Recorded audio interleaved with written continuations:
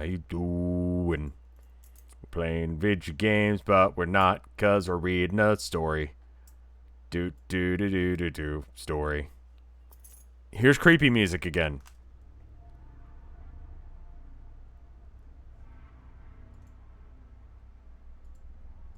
There it is.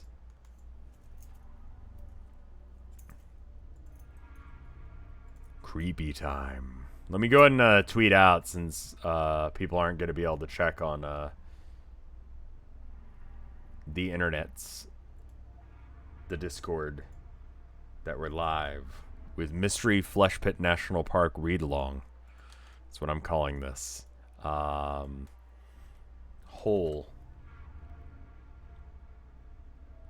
Wow, there's some rancid gifts for Hole.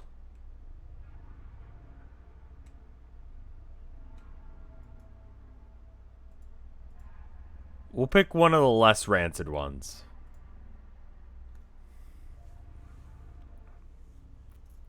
Alright, anyway. Yesterday we were reading this, and then I stopped because my throat gave out on me. We'll probably not be able to read super long tonight, but, you know, we can get a little bit. So, what do we know so far? In 2007, well, real quick, Reverend Joe, thank you for the 4 years of support. Holy fuck, that's a long time. In 2007, there was a oh, I need to fix the thing just chatting. It was balloons, but then we switched. In 2007, there was some major flesh, we'll call it a flesh event, sure, that caused several hundred people to die in the fictional Mystery Flesh Pit National Park that takes place in West Texas, somewhere near Odessa.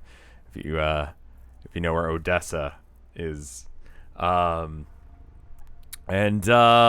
yeah, we're just reading over random pieces of information that's on this website called mysteryfleshpitnationalpark.com. If you wanna check it out, and that's where we're at.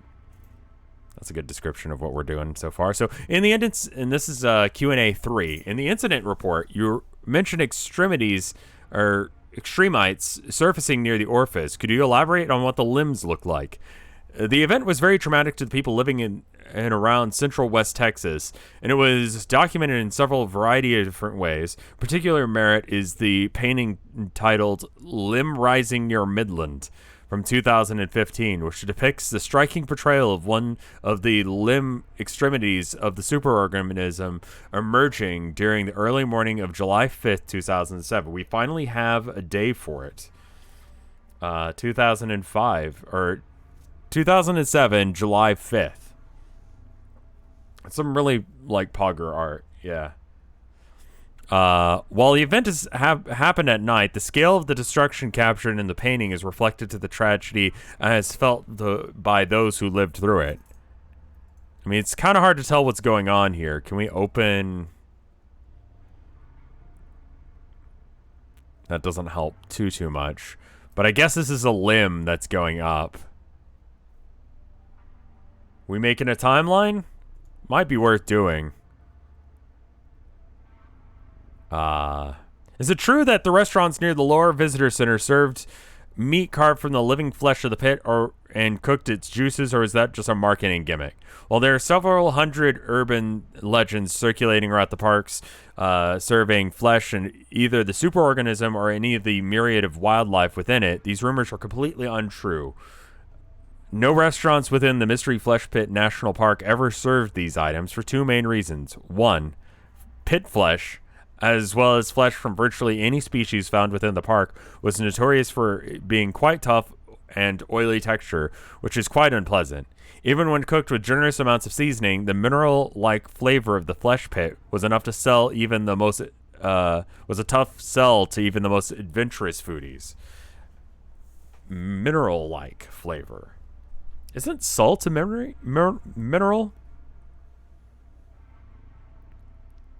I think it is. Okay.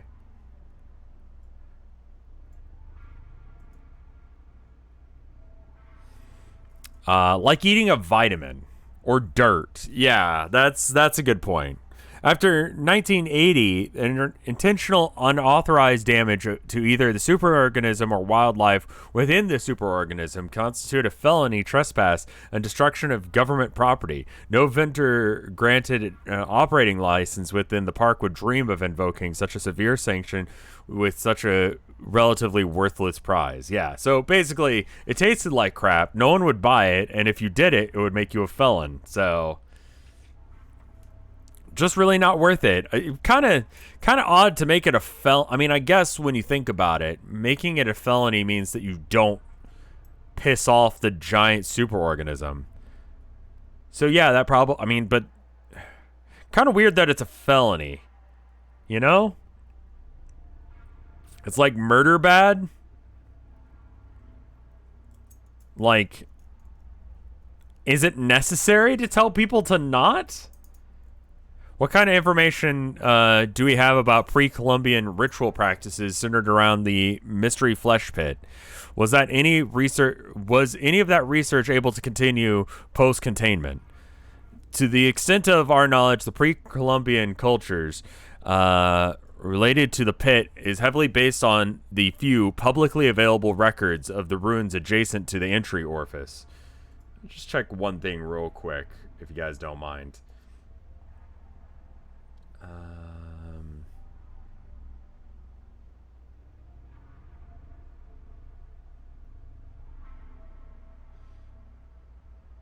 All right.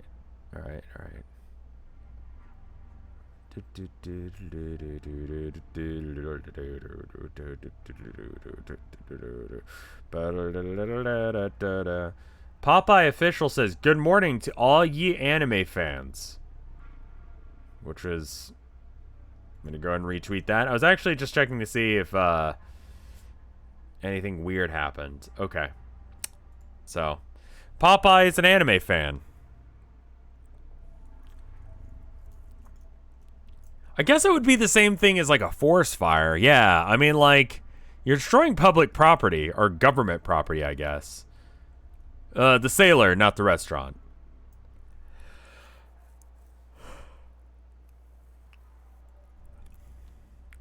I mean, it's definitely like whoever runs the Popeye Twitter account was just like, this will be some easy likes and retweets, and people will remember Popeye exists for a small moment. Wait, who the fuck is doing the SEO work for Popeye? Why is Popeye tweeting? What is Popeye selling? Like, weed? Oh, okay.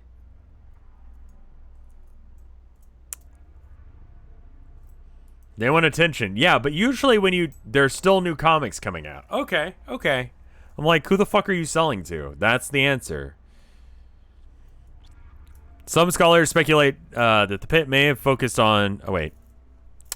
From what you know, there's definitely an advanced awareness of the superorganism among local and or ancient cultures. How this awareness manifested is unknown. Some scholars speculate that the pit may have been a focus of worship and possibly involving sacrificial offerings. No evidence of ancient cultures descending into the pit has ever been found, because the Native Americans aren't stupid fucks who thought going into a goddamn cave that was a living organism was a good idea.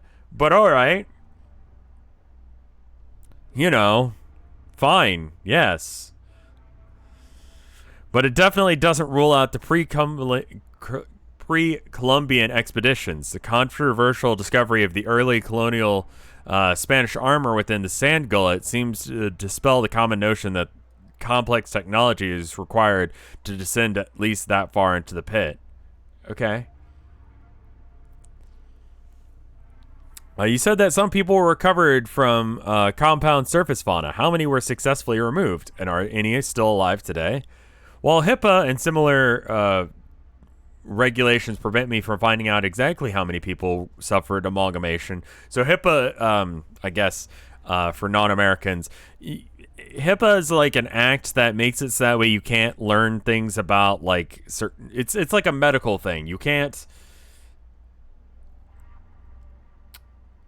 disclose medical information that's not anonymized. GDPR for U.S. medical, sure. Medical privacy, medical patient confidentiality, and it's used for a lot of things. Like your boss can't ask the specifics of certain doctor visits. If you say something weird or fucked up in a psychology thing, like to a psychologist, they can't disclose that unless if there's a threat to you or someone else. HIPAA also means that you can't ask someone their vaccination status to some degree, I guess.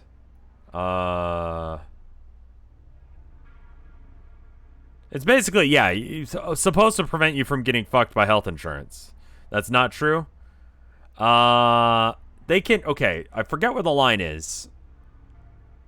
They can ask, but you don't have to tell them, and if you don't tell them, they don't have to serve you. HIPAA only applies to medical professionals. Okay. Maybe I shouldn't talk about things that I don't understand. It's client confidentiality. Right. It's the doctor can't tell you those things. HIPAA is the reason that the moon was broken when astronauts landed on it the first time, and we've had to fake it every other time. HIPAA is the secret code that's used to prevent us from talking about the fact that the surface of the moon is made out of porcelain and therefore breaks. And so we're not allowed to go back to the moon until we can glue it back together again. So we're having to fake all these expeditions to the moon and shit. It's why we haven't been back there in years, because we literally don't know how to glue the moon back together. That's what HIPAA is.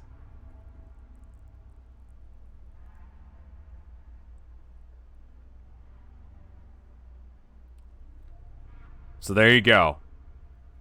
That's what HIPAA is. For anyone that didn't catch the balloons TD stream right before this, you may be very confused about what we're talking about. I came up with a stupid conspiracy theory about the moon.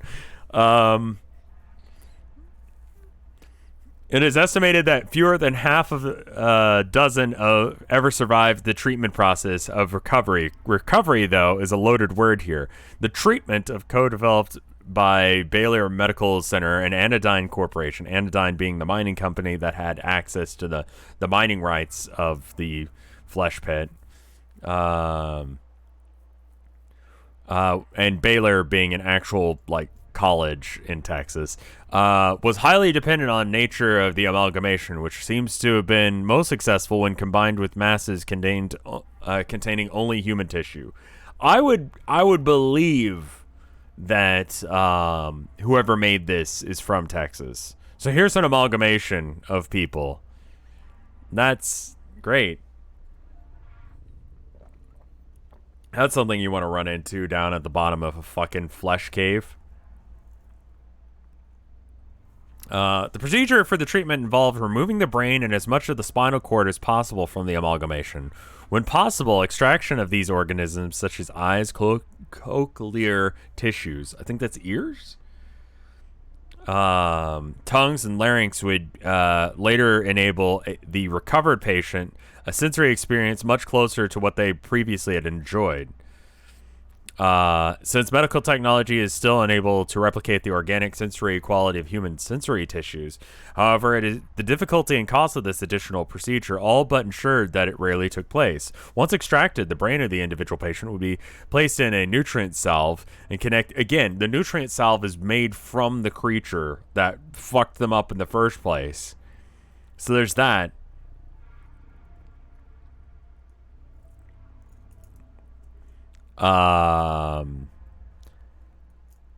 Once extracted, the brain of the individual is placed in a salve and connected to the proprietary interface made by Anodyne and life support system developed by Anodyne. Okay. Just want to make sure we were on the same page there.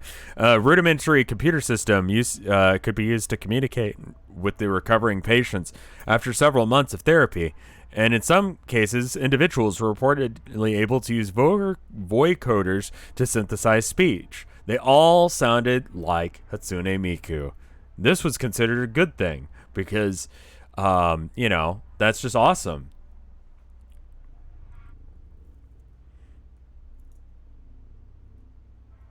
It is unknown how many, if any, of these individuals are still living today.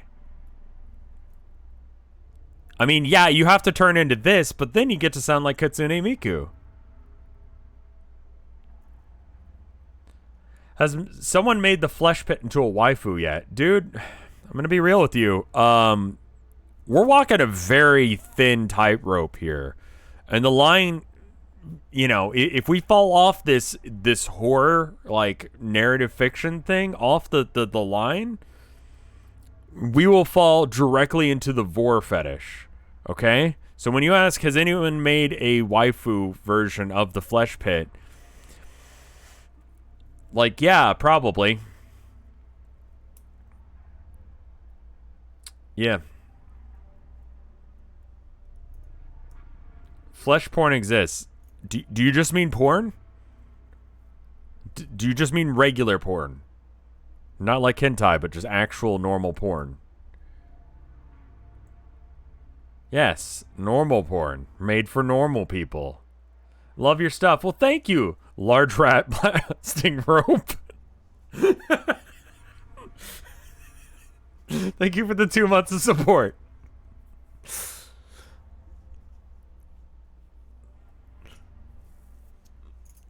Anodyne was formally dissolved in 2009 following bankruptcy filings, which its remaining debts and liquidation managed by reorganizing the Permian Basin Recovery Corporation. The nebulous political machinations, the Permian Basin Recovery Corporation was awarded an exclusive and indefinite contract to oversee the management of the superorganism containment project. Today, the PBRC continues many of the same extraction operations that Anodyne did before 2007.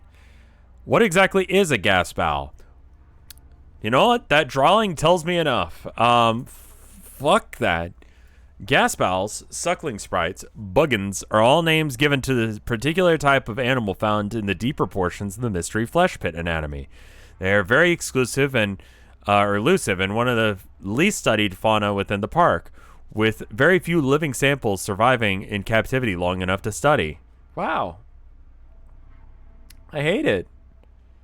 They are believed to be descended from an avian ancestor, though this is speculation at best. The name gasp owl is a reference to the characteristic labored breathing which plagues these small, curious creatures. Fuck that. No. God, no. Many tourists and park staff would erroneously report having spotted the fabled merrowfolk, when in reality, they've just stumbled upon a small brood of frightened gasp owls. I think that's an owl, man. We don't know how big it is.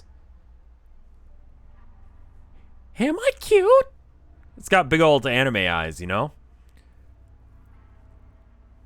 Is that a person? Honestly, at this point, we don't know. There could be a situation where it's an owl formerly, but it amalgamized with a human. It says it's small. The disaster... after the disaster, the emergency phone's still working? If so, could they be called from still? After the 2007 catastrophe, efforts were made to reestablish a communication network within the mystery flesh pit, because the hubris of man is endless, which included many trail emergency phones. Though I'm adding things. If you didn't watch Homestuck, I'll just add parenthetical information. Through the greater percentage of them remains unused since 2007, and likely been overtaken by growth. Great. What are the stories behind some of the memorial sites found in the park, such as the Gaddis Circus Tragedy Memorial and the Fred J. Ognock Memorial Dam? Like Gaddyland? The Circus Gaddy Tragedy Memorial commemorates the 1976 tragedy in which the traveling entertainment group Circus Gaddy was scheduled to perform a daring high-wire stunt show directly above the then under-reinforced entry orifice as part of a publicity stunt. Sure. Why not? During the performance, several chimpanzees, which had been scheduled to perform, became panicked to the point of disrupting an ongoing routine by a troupe of clown stunts people.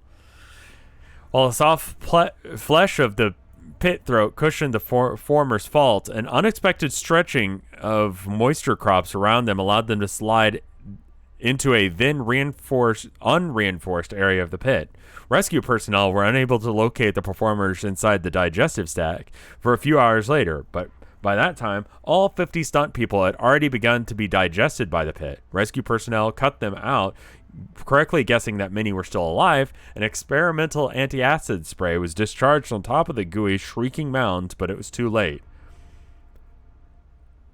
50 clowns died.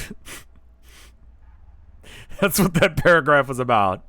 Instead of reducing the acidic effects of the partially digested bodies of the performers, the experimental compound flash calcified into the Circus clown chymus formation that appears on the trail today. The memorial was constructed in 1986 to commemorate the 10-year anniversary of their deaths.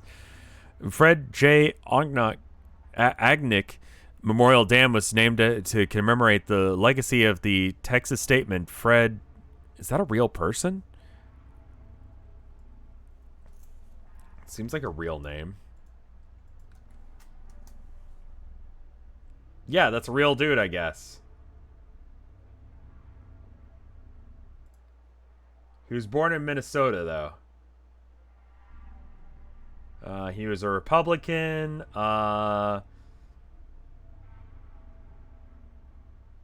He attended the University of Minnesota in St. Paul and received a Bachelor of Arts in Geology, and then moved to Texas for geophysical studies. So yeah, he ended up doing some stuff involving...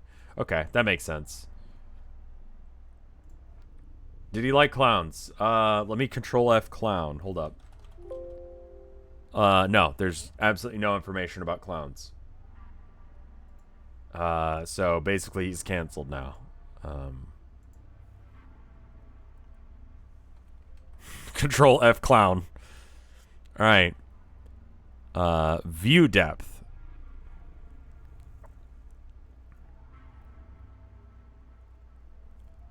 I don't know how to read this chart. It's like a depth chart for flesh. Yeah.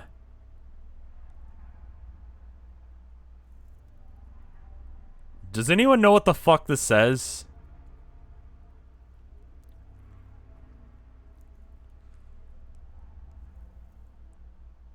This thing is huge. Yeah. Lateral expedition route. So I guess this is distance sideways and this is up and down. And these are geologic strat... Okay, exotic tissue.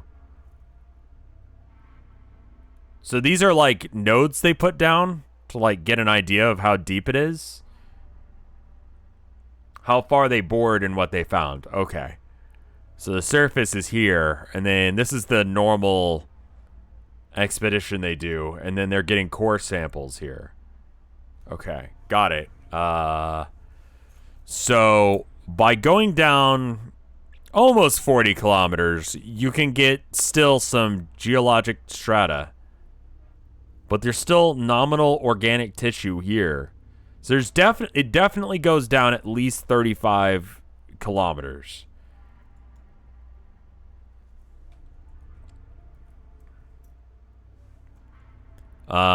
This is from Colton Fleming, and this is from 1930 or 1973. Dyslexic moment. All right. Dear Colton, now you know more than most about how prone I am to hyperbole on occasion. But those Whitner boys that called on Monday are onto something amazing. I mean, something really, truly amazing, underlined. This isn't any mineral deposit, Colton. At least not anything like I've ever seen. So this is the first, I guess, I was going to say email, but this is the message sent in 1973 to be like, bro, this thing's awesome. When they just found this thing. I went ahead and sent you some samples for you and Chris to start looking at. I didn't think you all would believe me if I didn't.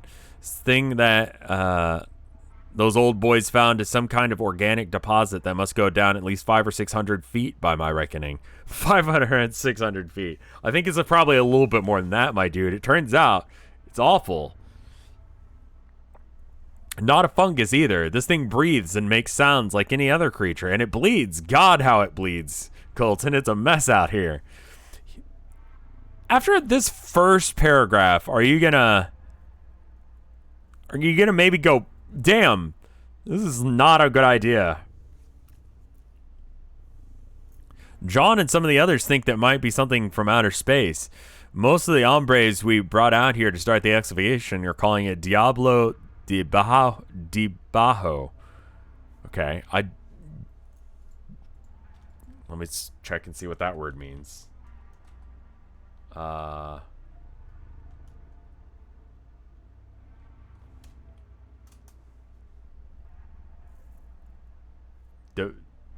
Debajo.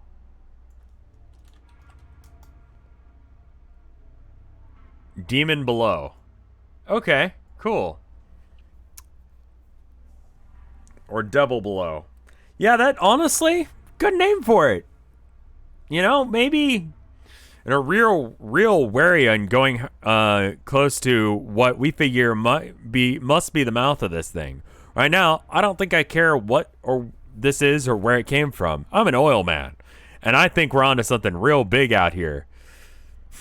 Once you and Chris start looking around for all the workers are freaked out by it, and yeah, it bleeds like nothing else, but yeah. Anyway, I think this is a great idea. Anyone who's interacted with this thinks it's a really fucking bad idea for us to be here. Anyway.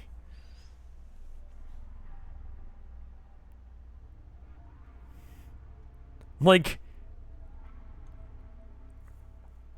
now, I'm an oil man, and I think we're onto something real big out here. Once you and Chris start looking at these samples, go ahead and give Lenny a call to send out his crew. And make sure they bring back at least 4 excavators. Pay them whatever they ask, but make it fast. Also, there's a card in here for a fella in Carlsbad with some pretty heavy-duty splunking gear. Pay him whatever he wants to get out here by Friday or Saturday. I'll call Beverly to have her put our other jobs on hold for the next 3 weeks, but you should remind her anyway. We need to move real fast on this. Dale Whitmer already left this morning to find someone with the gumption to come and take some photos. And it'll be a circus once that happens. God help us if the feds come in and lock it down. There's something about this thing that's important. I don't want to see something special like this get in the hand of some goddamn game warden. Now, I gotta be a capitalist here, and if the government tries to stop me from fucking with this giant fucking bleeding beast that everyone's freaked out by, I swear to God, this will be so bad. I'm handling this in the order that it was posted. Apparently. No one gets between me and my stupid ideas.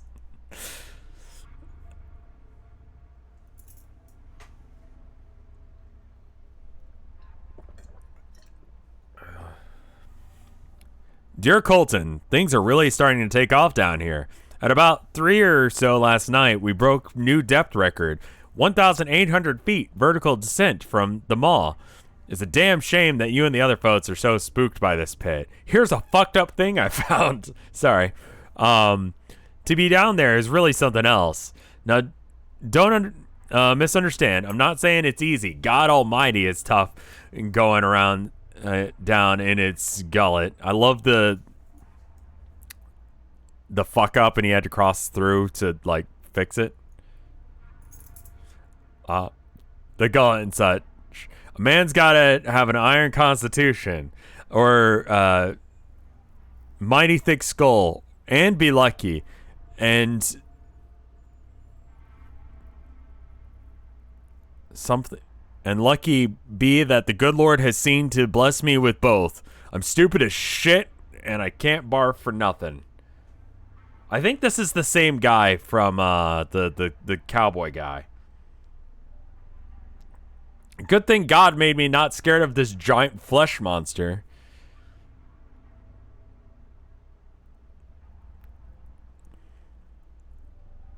seen fit to bless me with some of these boys here have rigged up scuba gear, and we've been able to squeeze around down here with some effort. Giant muscles, giant bones, innards so big you could drive a trailer truck through.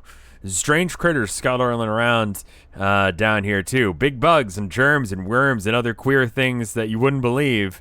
This is some kind of crab thing the size of a coyote crept up, and I need to I can make it bigger. A week and a half ago, and we caught it crawling around the feed trailer. Got a good look at it before one of Dale's boys shot at it and it skittered away. We had a funeral for the third roustabout to pass away this Tuesday. These papers are already talking gossip more than I like. I'm hopeful that Bill and the other attorneys can keep the vultures and feds at bay. People don't understand until they've seen and been down inside it. Colton, we're pioneers and explorers here. This is good work. This is God's work. There's a little bit of drama about the flesh creature that's massive. God wanted me to get inside this monster and potentially awaken it. I just know it. Nobody knows what this mystery pit is or what it eats or how long it's been here. We need some guys with some real smarts, not oilmen, doctors, scientists, good decent folk who would have nothing to do with this. I'm mighty glad that you've taken the responsibility holding down the fort back home while I'm out here playing cowboy. You're a good man, Colton, the kind of quality individual they don't make anymore. Maybe I'm hoping I can find some of that goodness myself someday. Maybe down in the belly of this beast. Give Samantha and the baby my regards. Jim Jackson. P.S. There's a company out in Fort Worth that I've called up to help with the exploration. I've attached their card to this letter. Give their geologists a call and let them know the details. I told them I'm told they're very good at what they do. And then it's Anodyne, of course.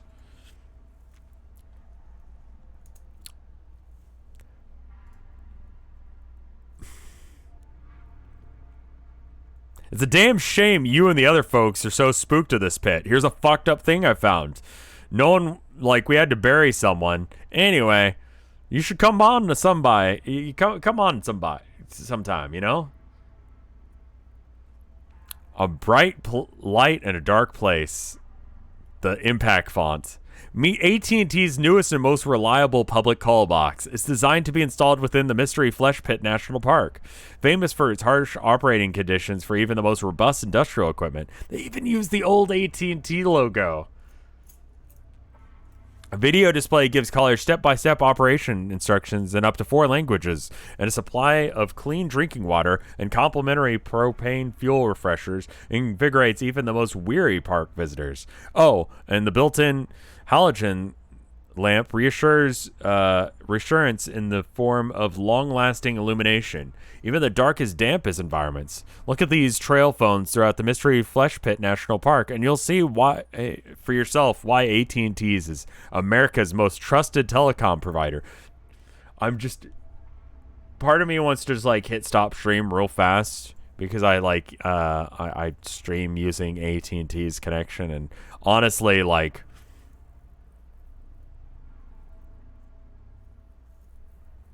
half the time they cut my internet. So yeah, AT&T is reliable. Sorry, I just it's hard for me to say those. I don't like lying to you guys. Often the lighthouses, often called lighthouses by seasoned hikers and park field staff, the emergency trail phones located in the most developed trails within the Mystery Flesh Pit National Park were a result of one of the most ambitious subterranean telecommunication projects of the late 20th century. One of.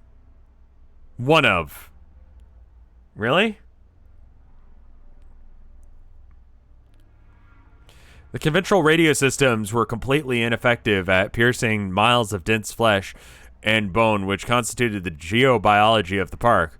Over a 2-year period, beginning in 1975, more than 150 miles of cable were laid, thread, and draped throughout the organs and tissues of the permanent basin superorganism in order to establish a reliable landline communication network. While Anodyne's corporation developed the bulk of this infrastructure at enormous expense, AT&T was subcontracted to design and install the unique public call boxes most park visitors would be familiar with. Guests could use these emergency phones to call the lower visitor center at no cost, or they could call an outside number for a small fee. They were engineered to survive the humid caustic environment of the mystery flesh pit internal anatomy. Yeah, they don't charge for the rescue. If you want to call the lower visitor center, you can do that. But if you want to call, like, hey, Mom, you'll never guess where I am right now, that's going to cost you that's going to cost you a quarter, you know?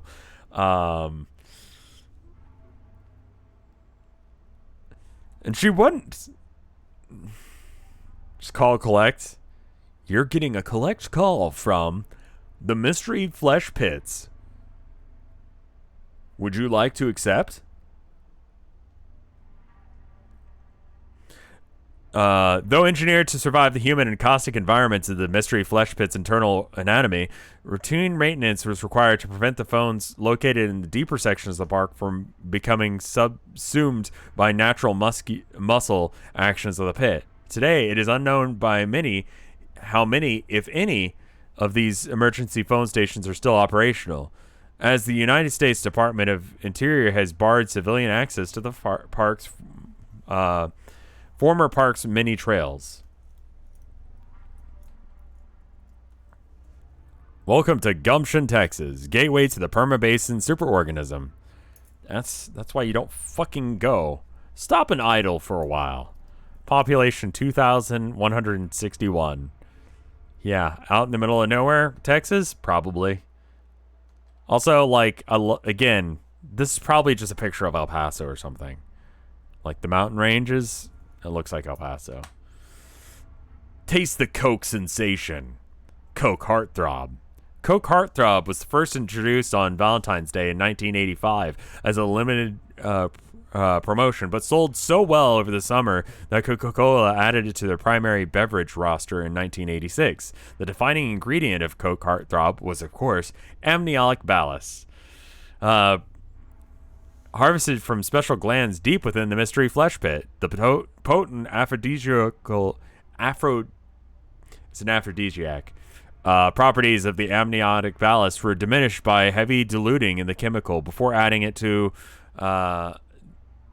heavily diluting the chemical before adding it to the beverage. I just assumed you were talking about the Coke but Coke Heartthrob is still developed a notorious reputation for its unusual intoxicating effects. The taste of Coke Heartthrob was described as syrupy sweet with hints of amaretto and rosewater, and the beverage had a light pheromonal scent similar to perfume. The combination of increasing extract costs after the 2007 tragedy, as well as the changing cultural attitudes, people were kind of like, wow, that's fucked up, ultimately saw the decline of Coke Heartthrob sales until the Coca-Cola companies decided to discontinue the beverage in 2011. So, for 4 years after a major, like, natural disaster, we'll call it,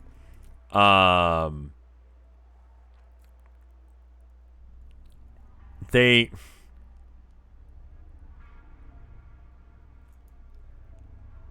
kept making it.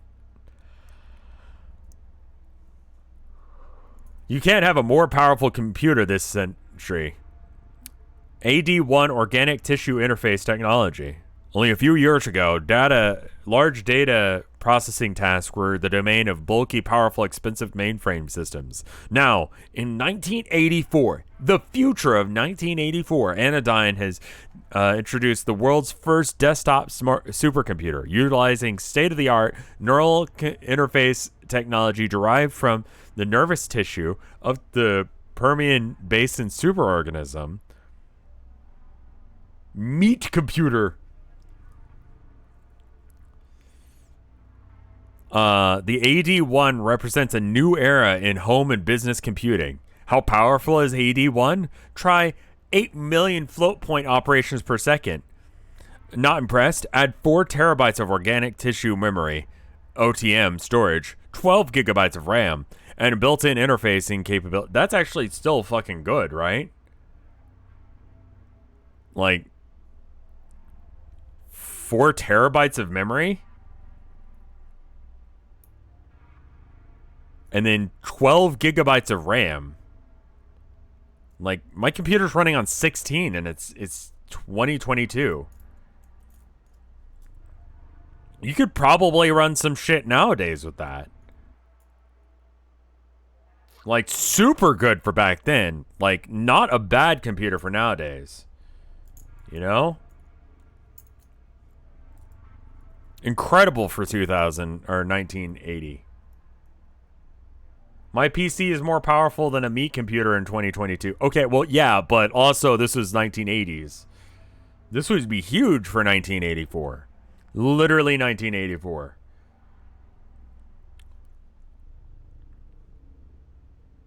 Inbuilt interfacing capabilities with every major software developer on the market. If these don't sell you on the 81 at the low price point, low maintenance cost will. Contact someone about this. Yeah, I don't think we were operating in gigabytes. Like, dude, I remember, God, when I was a kid, it was like megabytes were like, I don't know, a big deal. Like, if something was several megabytes, that was like a thing, you know? Like, floppy disk only carried like, what, 100? Like, 3.5 floppy. Or no, those are like the big ones. Okay, just like floppy disk. Talking about the old one, the one that I had. Yeah, that is the 3/4 inch. All right, so how big of a file could you run off of 3.5? 218 kilobytes. First computer to use this format was in 1982. So, in real world, people were using floppy disks with the capability of 161 kilobytes after it was formatted. So, this is massive. One of the many lucrative results of development of the Mystery Flesh Pit were the tremendous advances in the fields of computer science and cybernetics. The American conglomerate Anodyne, Inc. pioneered the design and development of the Wetware Computing in the early 1980s by harvesting living nervous tissue from the Permian Basin superorganism. The processing capabilities provided by these living tissues were decades ahead of technology at the time, allowing Anodyne a brief commanding share of an already saturated computer market. Yeah, you could probably do brains in a jar if you could do this, for sure. While the user interface of these computers were similar to other machines at the time, the resource requirements necessary to power the electrical systems, as well as the living tissue life support systems, made them difficult to operate and almost impossible to repair without highly specialized equipment. Following the 2007 incident, which permanently closed the pit and plunged the company into bankruptcy, Anodyne was forced to dissolve the cybernetic division and related assets. Today, even late-model wetware machines are rare to find and outside of computer museums, as maintaining the internal organic tissues of these computers has been made effectively impossible with the loss of proprietary knowledge and equipment after Anodyne was shuttered. So, like, yeah. Quote-unquote low maintenance costs. Deeper clean? Impossible. To get to the deepest clean of household or industrial cleaning, we had to look deep, very deep. What we found was a line of organic, non-toxic detergents. Motherfucking...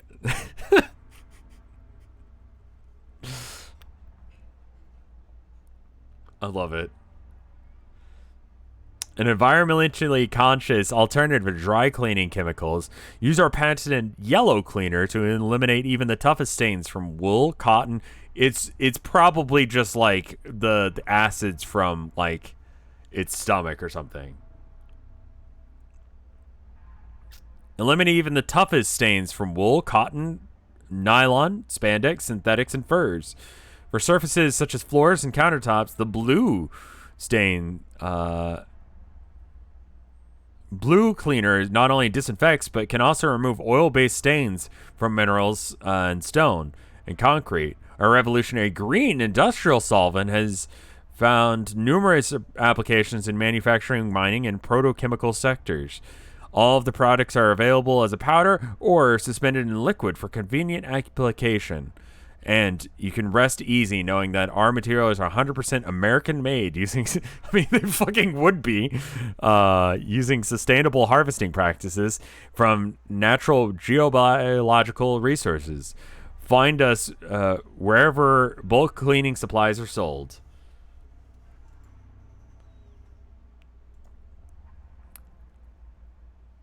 I mean, so they're doing tours, they're doing housing supplies, like the buildings can be made out of bones. They've got cleaning supplies, they got computers that are way beyond technology of the time, like multiple times over.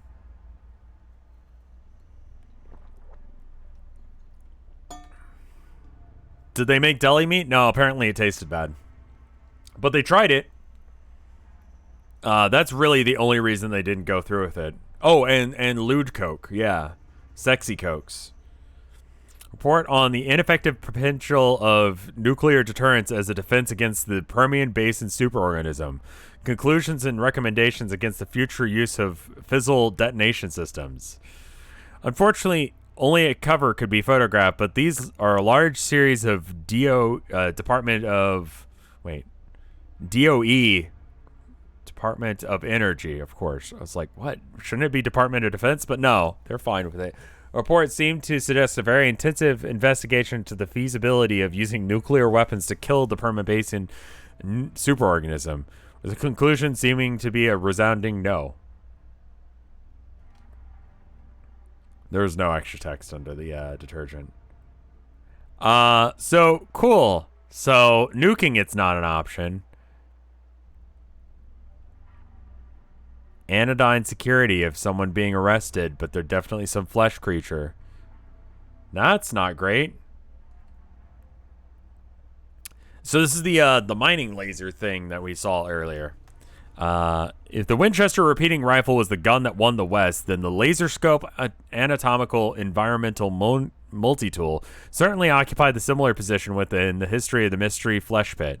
And though it was preceded by a myriad of similar prototype tools developed by early explorers of the pit, the laser scope 1978 introduction of the AEM was revolutionary in the efforts to map and understand the interior of the Permian Basin superorganism. Laserscope, primarily a supplier of medical devices, was contracted by Anodyne to the prime contractor involved in the mystery flesh pit's development to design a portable multi-tool which enabled engineers and surveyors to quickly and easily cut paths to dense viscera and superorganism interior anatomy.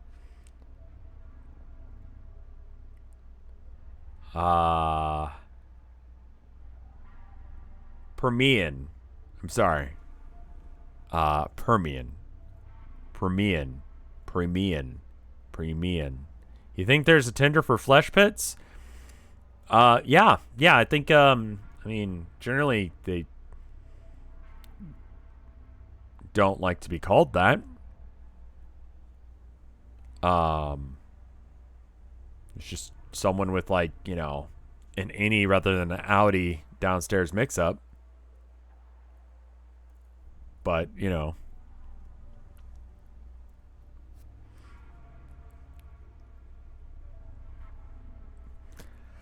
A highly corrosion-resistant alloy casing protected the delicate laser internals.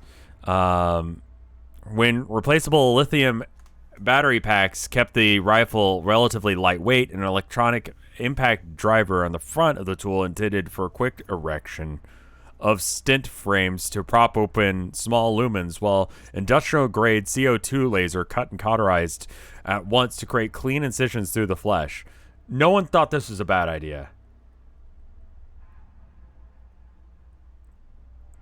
I feel like some of these writers are overestimating the tech that was existed and available. I think a lot of it was they were able to do a lot of new things because of the new technology they found in the pit. You know, they were able to make supercomputers and shit. You know, they had advanced meat computers. You could do advanced math to figure out how to make lasers. It's an alternative universe, you know. I'm gonna just go with like flesh computers helped, you know. But yeah, this laser thing seems a little unrealistic upon those lines. But I honestly don't know. I mean, this is alternative history where, you know, we found a flesh pit.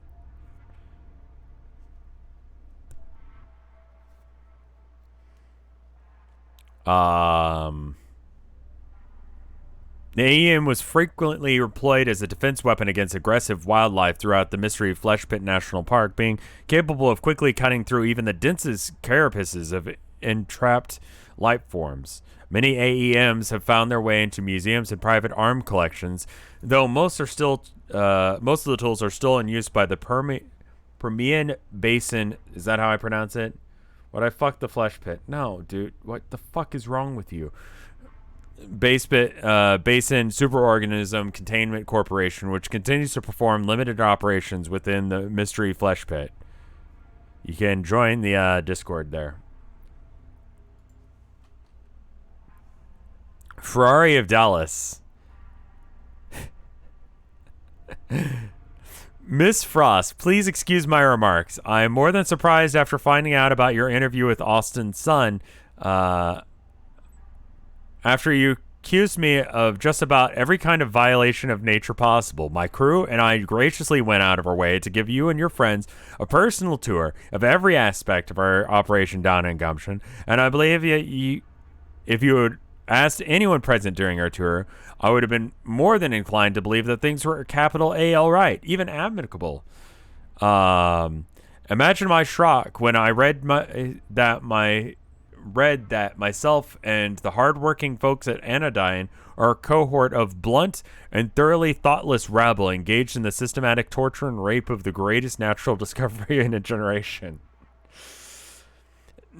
Now, I get that you and I see the world differently, and that's okay. But to say those kind of things is an outright lie. As I told you during our first meeting, we're doing our best to minimize our impact on this creature, but we've also have to protect ourselves and the scientists who go down to study it. Even you yourself were a little shaky down there with the passages reinforced. Just to show you that my head isn't as dense as you make it out to be in your interview, I asked the Anodyne folks about why they weren't handing over the pit to some university or government or research outfit, and they said they're just doing routine exploration and mineral exploration. I know that hearing that will just make you red in the face, but they wanted me to assure you that the general public that the explorations are mostly a formality to justify their research costs and corporate bean counters. They don't really expect to find anything down there aside from some wholesale natural science. We're not even doing some capitalism, okay? We're not even doing a capitalism. We're just using the guise of capitalism so we can do some research. This is the same James Jackson that was like the cowboy in, the previous thing and that kind of thing.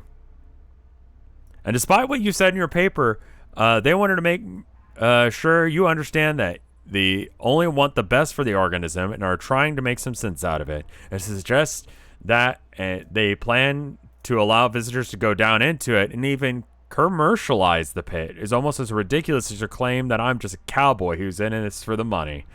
Regards, James, cowboy in it for the money, Jackson. P.S. We'll be in Austin over the next few days next month. Could you apologize to me in person over dinner? What?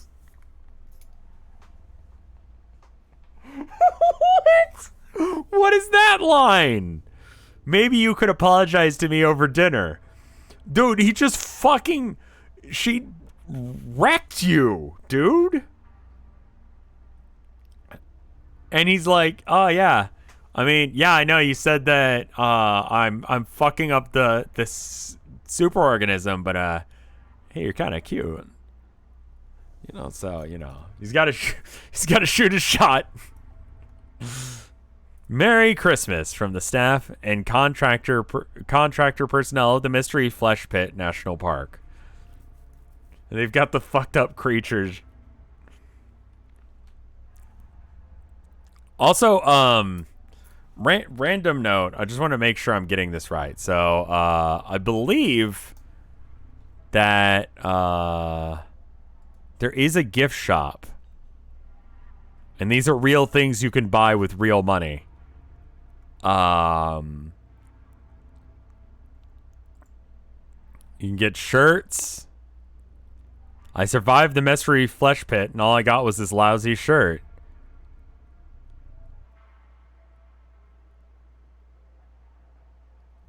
He's got Wahapedia on the frequent. Shush, shush. Don't tell anyone. Don't.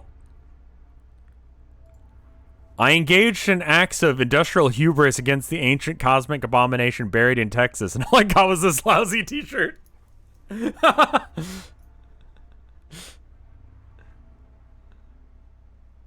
It's the Flesh Pit Sentient. They haven't gone over it yet, but probably. But yeah, I'm going to go ahead and back up one and copy paste this. For anyone who's interested in buying any of this. But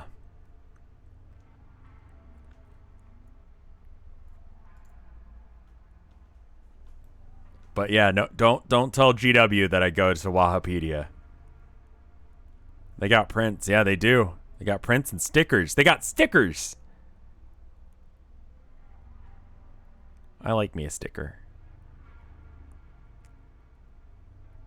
Home goods. A mouse pad. A tote bag. An eco-friendly tote bag. This is some good merch, dude. I want my merch to be as good as this.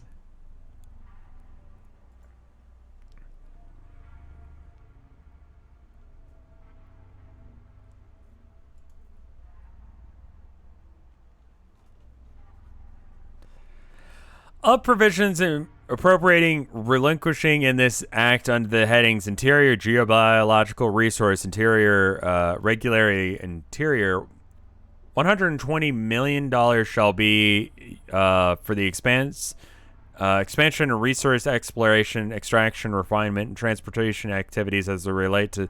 That seems really low. Is that enough?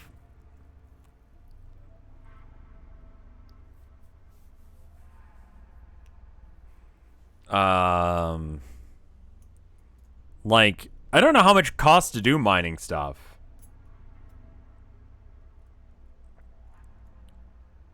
Is old timey? Oh, it's 1862. Never mind. Yeah, that's actually a lot of money. I was gonna say, like, nowadays, I don't think you could do a mining operation on that kind of money.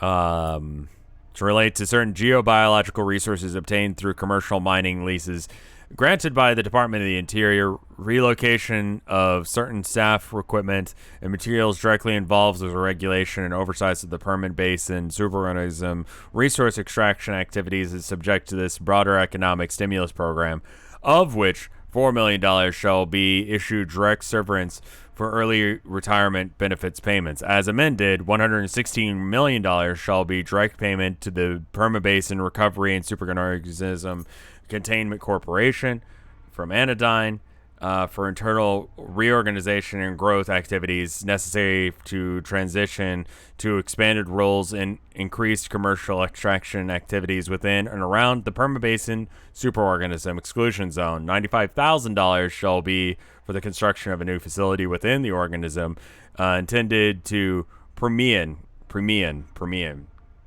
I keep getting that word wrong. Permian basin superorganism intended to aid with the logistics and processing of biological, chemical, and mineral resources derived from mining and some strange things in the COVID relief bill.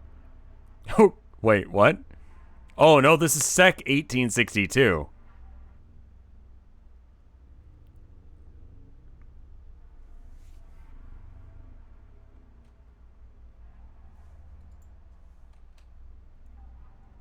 Mystery Flesh Pits National Park. Gift gardens.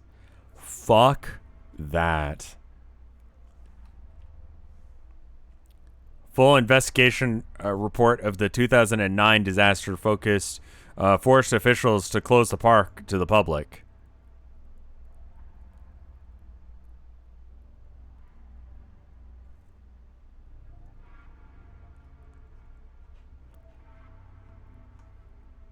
Okay. Why don't we read this one and then call it here for the day? Yeah, I was just doing a quick skim. All right, so 2007 Perma-Basin Superorganism Disaster Final Incident Investigation Report. Blah, blah, blah. The U.S. Commission of Geobiological Resource and Public Safety, CGR, is an independent federal agency whose mission is to ensure the safety of workers, the public, and the environment by investigating and preventing accidents related to the Permian. Got it. This is a big I'm not skipping it. I just wanted to scroll down and see how long it was before I said whether or not I wanted to do it before, like, today or next time.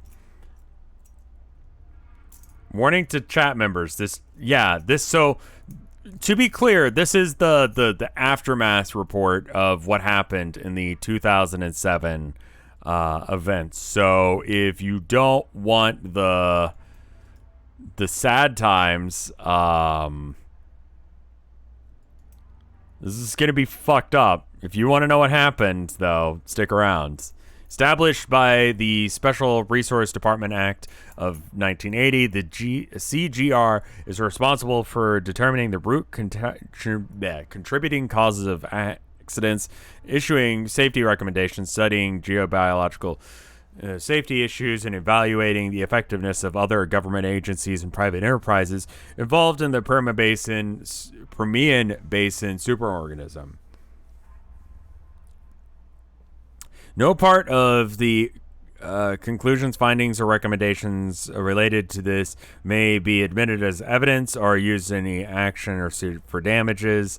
It makes its actions and decisions through investigative reports, summary reviews, safety bulletins, safety recommendations, case studies, incident digests, special technical publications, statistical reviews. Any use of trade, firm, or product names for descriptive purposes only does not imply endorsement by the U.S. government. Wow. This is great. And then, where you go. So this is the incident area.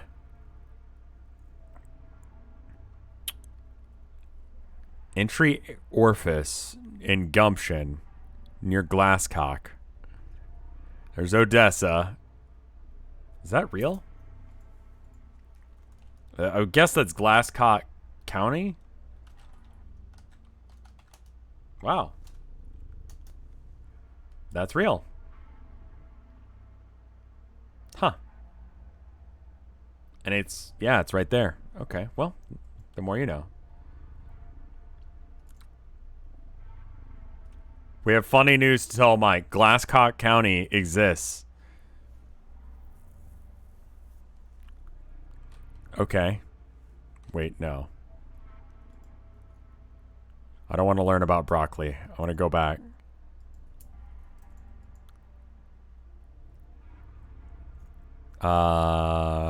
Table of contents. We can skip the table of contents. We're going to read it anyway, so it doesn't really matter what the table of contents say. Executive summary at 9:41 p.m. Central Standard Time on July 4th, 2007. The Permian Basin Superorganism Natural Preserve, known colloquially as the Mystery Flesh Pit National Park, experienced a catastrophic disaster which resulted in 750 casualties and over 1,800 major injuries. In the weeks following the incidents, approximately 18,000 individuals from the surrounding communities sought medical and psychological treatment for ailments including breathing problems, chest pain, shortness of breath, nausea, birth defects, hallucinations, depression, anxiety, internal bleeding, sore throat, and headaches as a direct result to the gastric ejecti that had been introduced into the atmosphere. Okay. The investigators had concluded that this disaster was chiefly characterized as a premature geobiological consumption event caused by a catastrophic failure of the critical park infrastructure, constrain and limit the gastric, motor, and neurological actions of Permian Basin superorganism. It didn't. What? No. It. Gastric, as in stomach. Stomach ejecti. It burped or vomited, killing 750 people, giving immediately 1,800 major injuries, and 18,000 people had other issues directly afterwards. The investigators have concluded that the failure of these critical safety measures is the direct result of negligent practices in the primary site operations contractor, Anodyne, a subsidiary of Anodyne. The U.S. Commission on Geobiological Resources and Public Safety released its first report on the Permian Basin superorganism disaster in August 2007, an interim report which highlighted technical findings and safety deficiencies. They talked to a bunch of people in the city of Gumption, Texas. As of April 2008, these groups have made progress in implementing the recommendations to improve the regulatory requirements for geobiological research, extraction geobiological research. So basically, we contacted a bunch of different agencies to try to figure out how not to fuck up again. Negligent practices by the lying cowboy guy in the Flesh Nightmare Zone. I know, it sounds very unrealistic that the guy who is like, come to the flesh pit, was maybe a little skeevy. Especially after that last thing where he told that woman that she was wrong and then hit on her.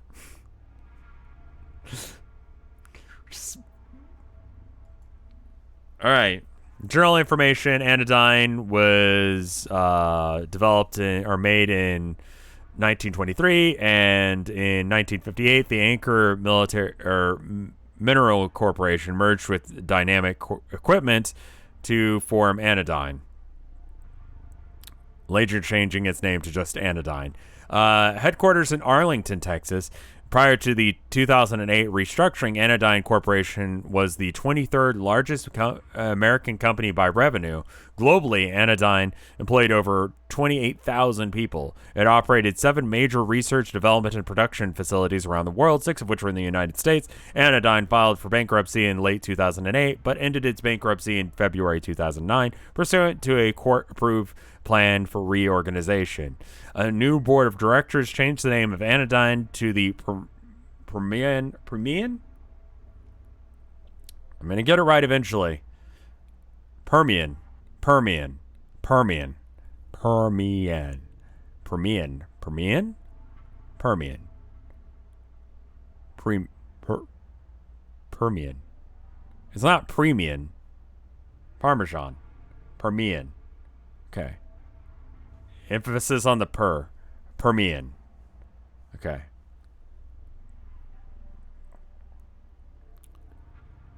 Okay, so yeah,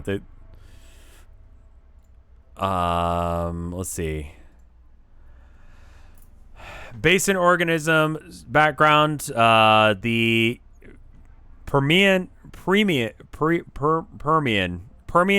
superorganism Immanus colossus, known popularly by the popular nomenclature in Mystery Flesh Pit, is a subterranean organism unique in to modern biology due to the sole occupant of the organism was discovered by a pilot well drilling crew in 1973. Later efforts were made to expose more of the organism through drilling and surface mining explosives. Everyone thought this was a great idea.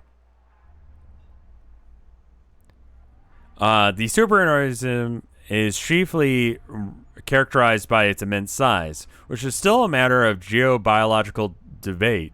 Basically, they still don't know how big it is in 2009, which is horrifying. Surveyors suggest the organism may span several, many hundreds of miles beneath the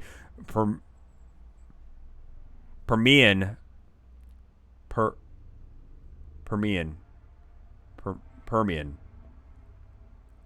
basin horizontally. The scientists speculate the organism may extend vertically into the upper mantle of the Earth's interior.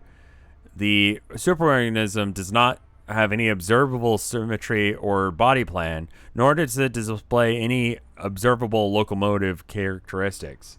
Basically, we can't find the legs. Why is this so hard for you? Well, you see, I got stupid. I was born dumb. I have a lot of problems, and one of them is I'm dyslexic and stupid.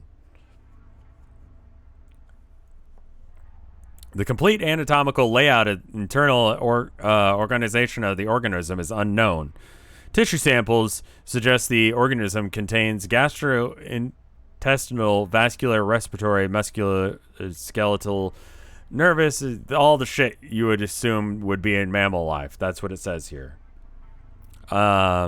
While also containing a variety of systems which have no direct analog and are not fully understood. The feeding cycle of the organism is poorly understood and believed to occur on a complex long-term schedule of dormancy and feeding activity, and has been hypothesized that the superorganism derives caloric energy from subterranean hydrocarbon deposits. So, we think it's just been asleep for a really long time, and it's just hibernating, which is horrifying.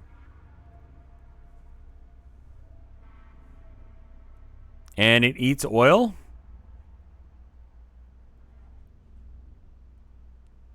Why does the thing need not one but multiple love sacs? You know, to breed, which makes it worse, right? Though the organism has observed to digest and absorb organic matter.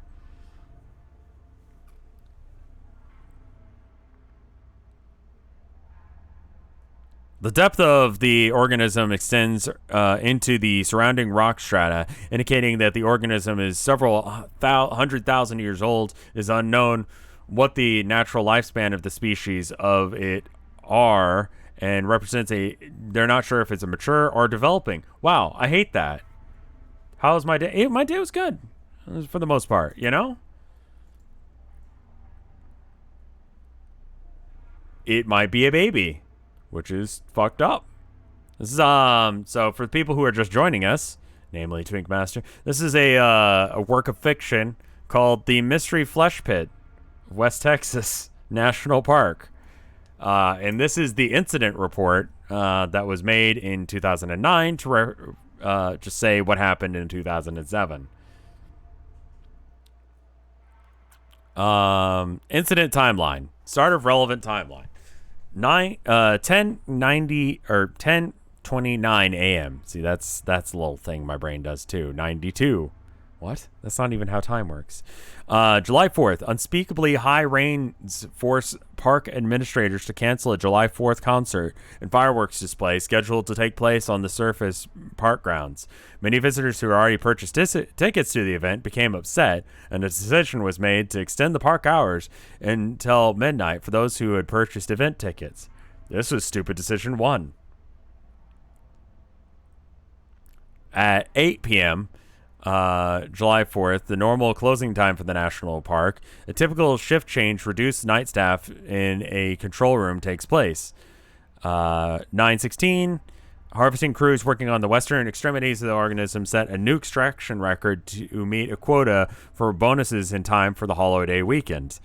9:30, Control room operators initiate a routine system self-test to discover a relay fault error, resulting in increased electrical demands from mining equipment and tourist infrastructure.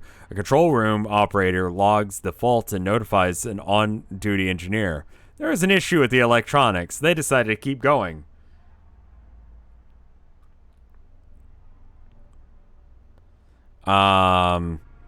Water drainage from the surface at 9:41, into the entry orifice begins to collect in the sand gullet.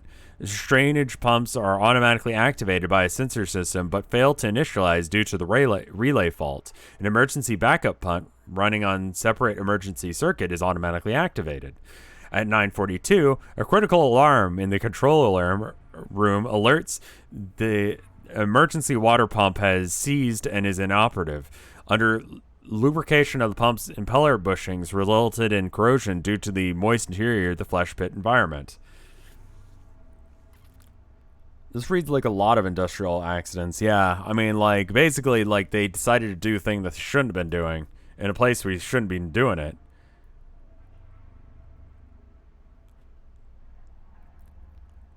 Technicians arrive at the primary pump station to discover the sand gullet almost completely submerged, water beginning to pour over the dorsal respiratory ridge and into the bronchial bubbles,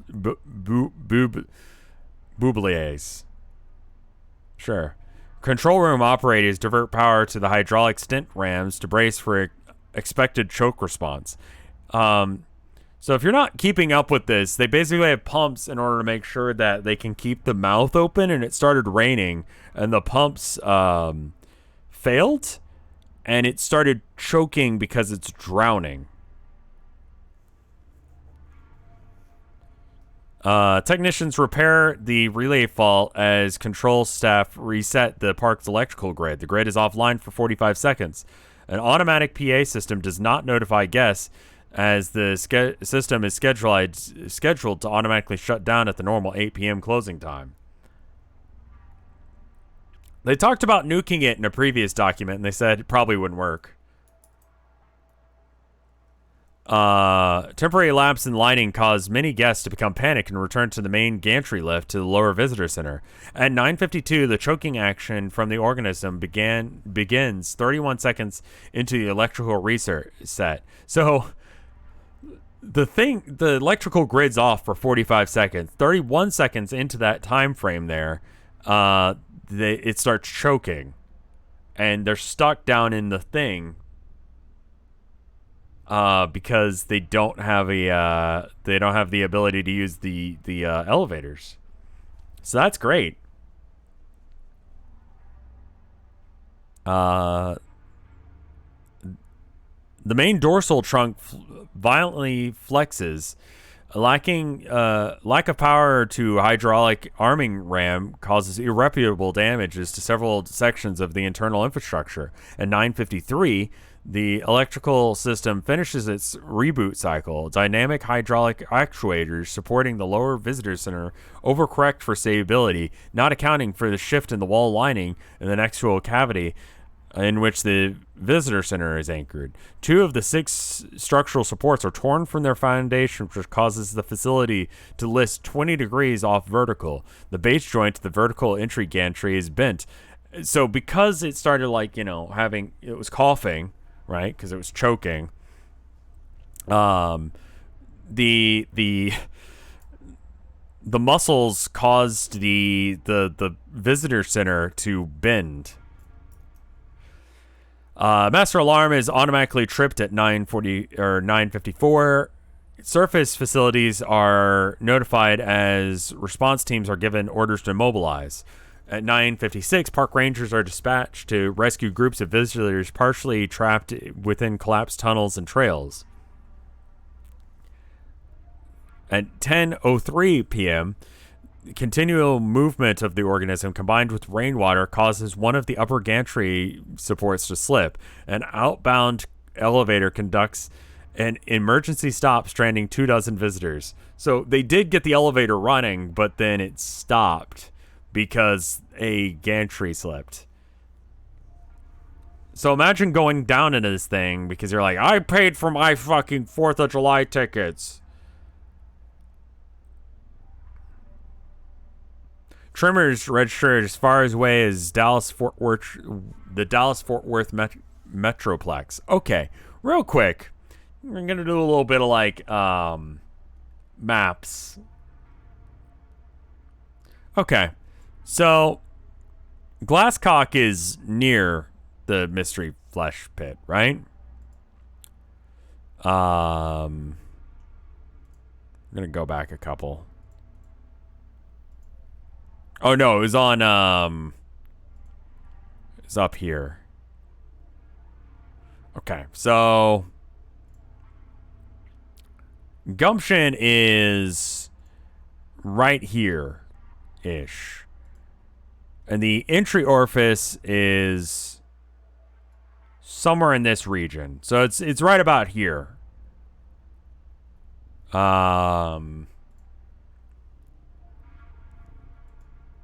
And people in the Dallas-Fort Worth area over here were feeling tremors from it coughing.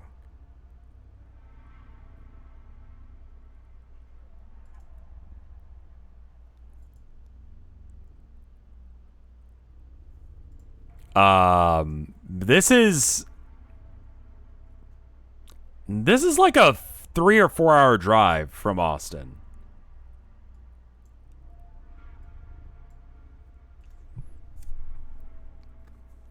Like, that is not a small... What is the scale we're looking at here?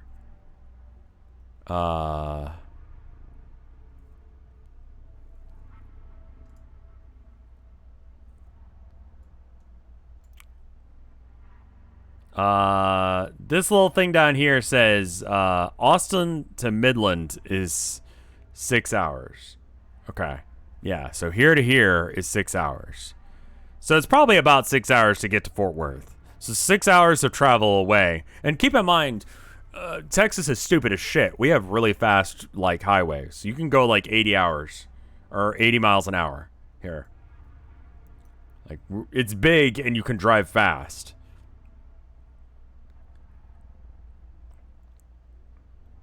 Yeah, which means 100. Alright, so anyway.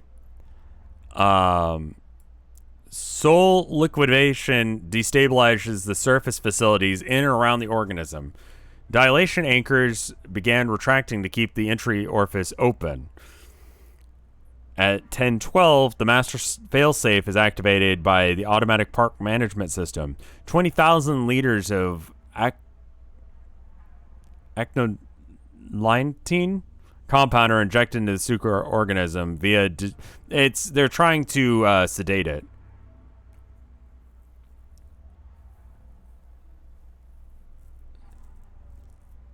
Via a distributed network of relay stations located throughout its known internal anatomy. At 10:12, the tremors and convulsions intensify as the lower entry gantry connected to the lower visitor center detaches completely. The lower visitor center begins to collapse downward into the nexial cavity.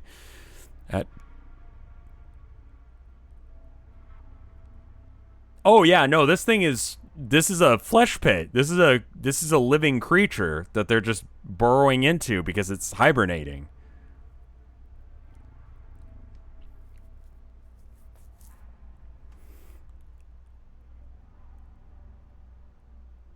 Oh, and neurological tissue, yeah. It's alive. 10:12, the peristaltic muscle action of the nexial cavity begins to exert substantial pressure on the outer structure of the lower visitor center facility.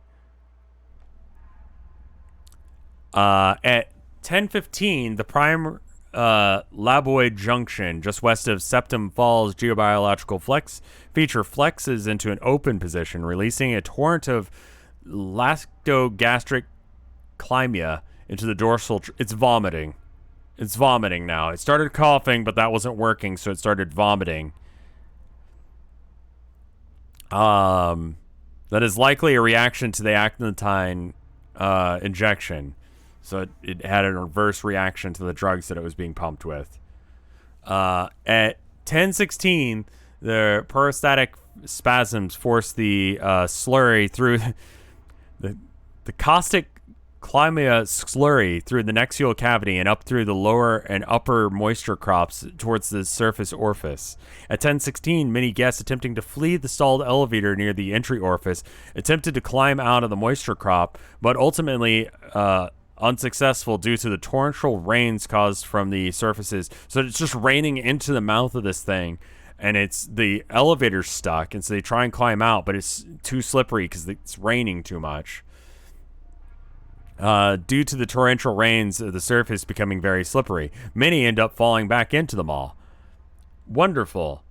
At 10:17, the slurry erupts from the surface orifice into a geyser several hundred meters in height. Large pieces of undigested organic matter crush several vehicles and damage windows. At 10:17, following the several minute-long ejecta event, vomiting, a deep and incredibly loud roar erupts from the entry orifice as ground tremors intensify further. Large extremities begin surfacing throughout the bedrock and soil, approximately 100 or 300 or 30 kilometers to 120 kilometers from the entry orifice. It's like, so it's vomiting and it's kind of like flailing around a bit because it's freaked out. At 10:25, the acrid smell of the gastric ejecta can be detected as far as Odessa, which we've already discovered is relatively close. Because it's here, and then the thing is here-ish. So you could smell the vomit from all the way to, like, you know, a few hundred miles away.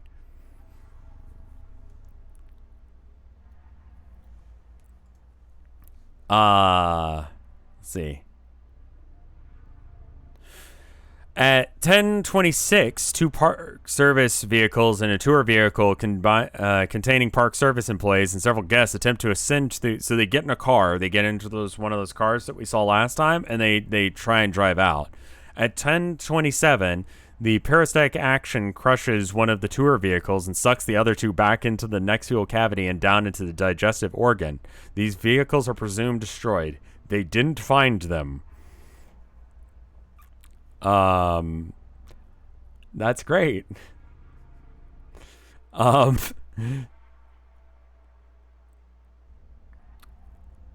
It's not that people who got digested got turned into flesh balls. It was like people who touched the acid got like flesh balled, and melted. There's more talk about the clown pile later.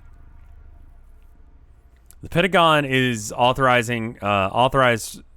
given authorization from the White House to use nuclear force if necessary to prevent the organism from entering a non-dormant state. Nuke the fucker if it wakes up. At 11:02 p.m., the on-site operations director within the lower visitor center control room initiates a final failsafe measure in the form of redacted contingency measure.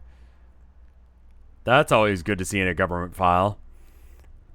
Master events log records successful spin-up of the contingency measure at 11:02. So they were considering nuking it, but then they did something else. At 11:05, the lower visitor center's structural integrity is critically compromised, resulting in a total collapse. I thought we already did that. 11:05, I guess it hadn't completely fallen yet. At 11:05, no, it was at a 20% tilt. At 11:05, data connections with lower visitor center is severed. At 11:13, the spasms and motor actions of the superorganism begin noticeably subside. Response teams begin to descend into the surface orifice to attempt rescue operations. At 11:19, the response team encounters the visitor group who attempted to escape from the stalled elevator. Most are dead, and the remainder are mortally wounded and partially digested due to the caustic gastric ejecta. So the bile and acid from its stomach melted people trying to climb out.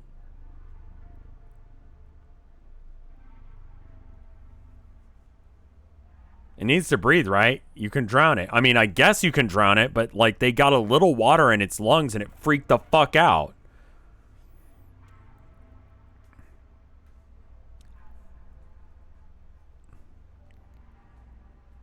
Let's see. Radio contact established with Ranger vehicle trapped within Oyster's Shame due to the electrical closure. No feasible rescue strategy can be developed before complete mastication eating occurs. Response team confirms that the contingency measure and associated facility are still intact and operating. Governor Rick Perry formally declares a state of emergency for Gumption County.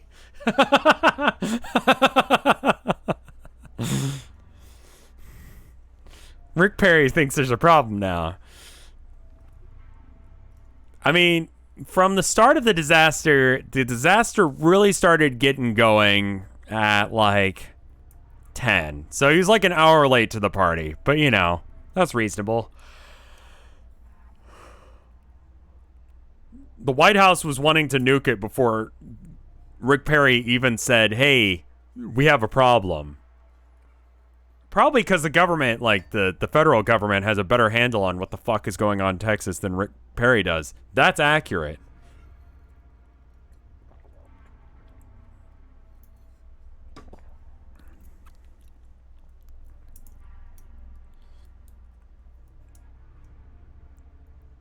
Response teams route data power umbilical to new base camp and contingency measure facility.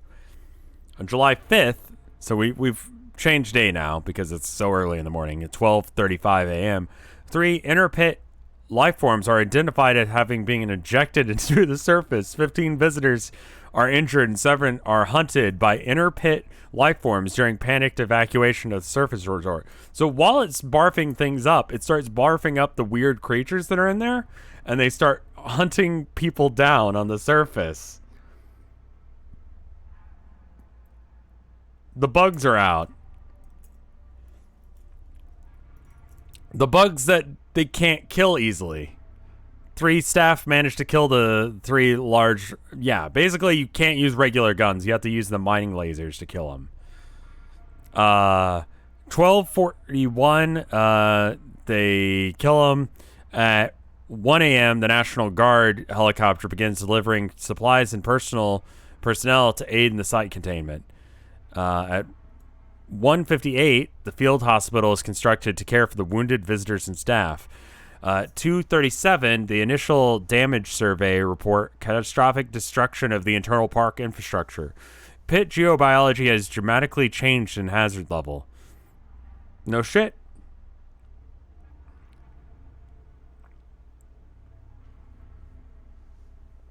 At 3 a.m., the emergency teleconference of Anodyne Executive Leadership, National Parks Director, and Secretary of the Interior are present. At 3:12, the executive decision is made to initiate a FEMA response.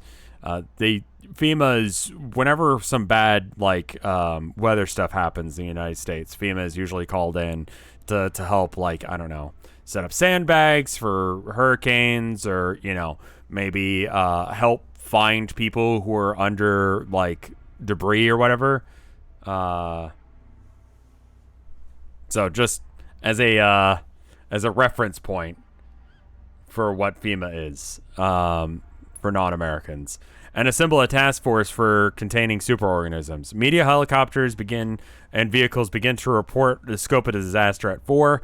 At 4:39, the base camp technicians begin to spin down the contingency measure. Large fractures due to the internal stress have appeared in mineral components. Engineers advise against reinitializing the contingency measures until mineral components can be replaced or repaired. Mineral components are required to do whatever the contingency measure is.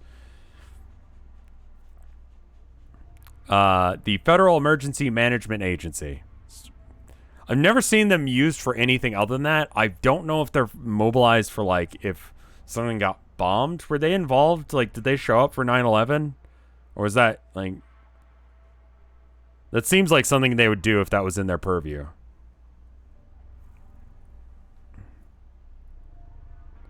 Like, that... yeah, but... I wouldn't be surprised if they were on. There's probably all hands on deck. I wouldn't be surprised if FEMA didn't show up for that. But generally, FEMA is just for, weather events. They also provide temporary housing for people who are displaced from disasters. Let's see. Ground personnel begin assembling a pump system to inject industrial sedatives into the superorganism. Transport trucks containing industrial sedatives arrive at 6:08. So what was the other thing that we were pumping into them?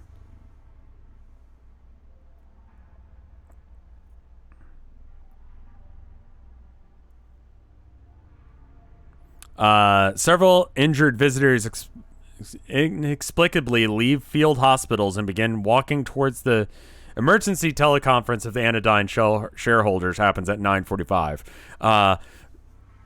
Several injured visitors inexplicably leave the field hospital and begin walking towards the open pit orifice. Approximately 38 individuals are able to crawl back into the orifice over the course of 8 hours. None are recovered. That's probably not good. At 3:51, radio transmissions from a trapped ranger vehicle ceases. Many speculate that small groups of visitors and staff are still trapped. End relevant timeline. Final investigation report. And the following final investigation report addresses additional investigation findings not covered in the previous report, including analysis of Anodyne organization, emergency response safety culture, the industry disaster response standards, the structural integrity standards, because that's the issue here. The thing is, you can mine in there all you want, but like honestly, just you got to be able to handle the mountains moving and crushing you. And effective performance of the Mystic contingency measures. So the I want to do a callback real quick to last time, right? Do you remember last time when it was talking about the Native Americans and they did a prayer to the Great Spirit in order to make the thing like go to sleep, right? I assume that they took some of that serious and decided that they were going to have what they needed in order to put this thing to sleep with wizard spells.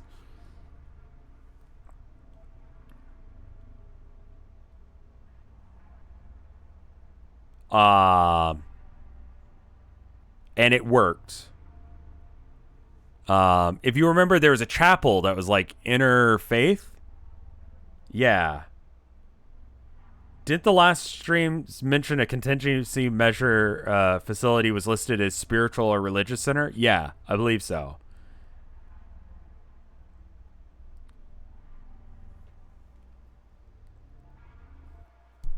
So the redacted is, something like some sort of like doomsday contingency or wizard contingency.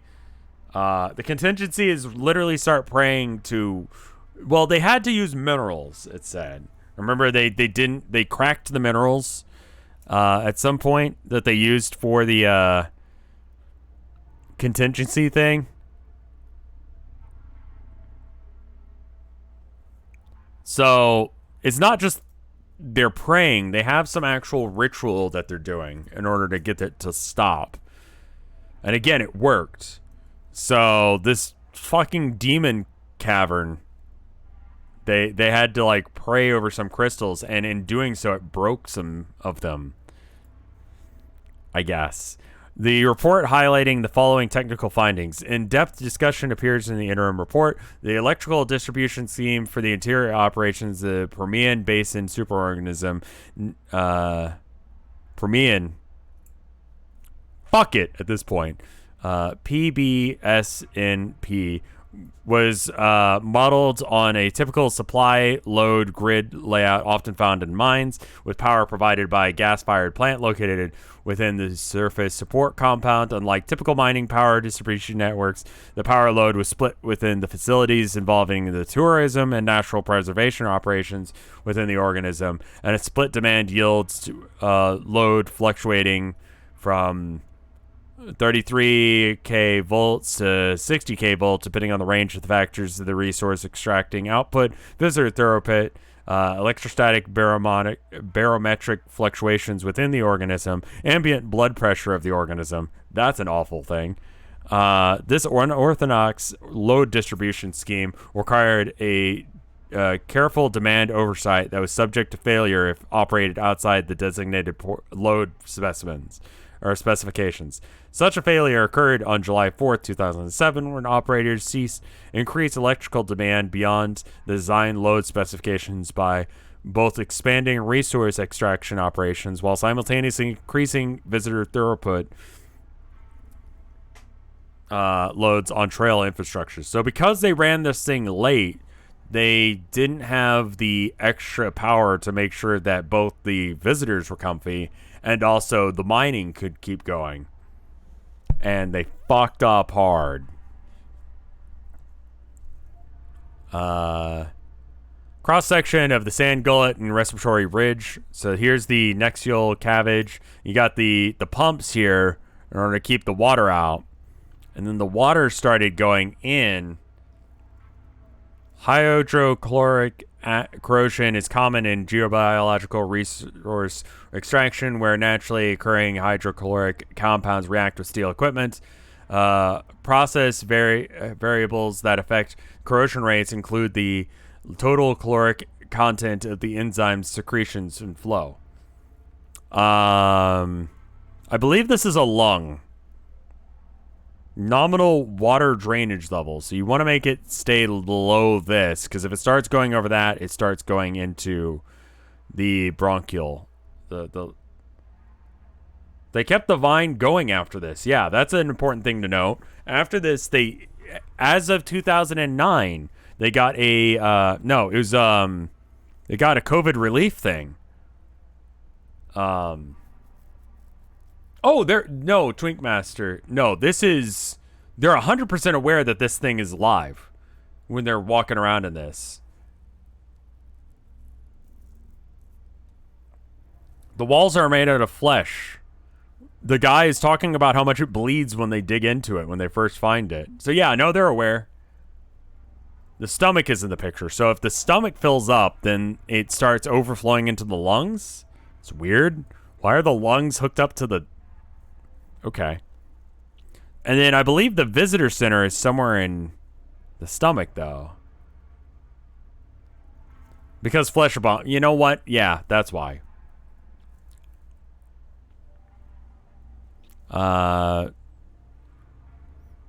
Hydrochloric corrosion is common, and applications of Tums TM industrial organic corrosion inhibitor salve. Keep it Tums. They're putting Tums on all their equipment to keep them from breaking down. The system temperature and humidity. The virtually all geobiological operations and equipment is subject to this type of corrosion and requires routine inspections and preventative maintenance to ensure that the metallic and non-metallic corrosion-prone surfaces are operating at design strength. And the investigations have concluded that the corrosion found within the primary impeller bushings within the emergency drainage pumps caused by the hydrochloric corrosion due to poor maintenance. Foundations and other anchor support structures in the PBS public broadcast system are critical components of the park infrastructure, which require careful planning and construction oversight. Under normal conditions, anchor sites are selected by engineers to meet design load specifications with consultations and venerobiologists for minimum anatomical distribution. I don't actually know what I'm reading anymore. I don't know what these words mean. I'm just reading. That's how I got through college, honestly. These are words that I'm saying. Don't really know what it means. Rigid geobiological strata, such as bone and dense cartilage, are most often selected for load-bearing anchor points. Okay, so they're talking about trying to... where they're going to be... also, it's 413. Where they're going to put the anchors for all of the machines and stuff.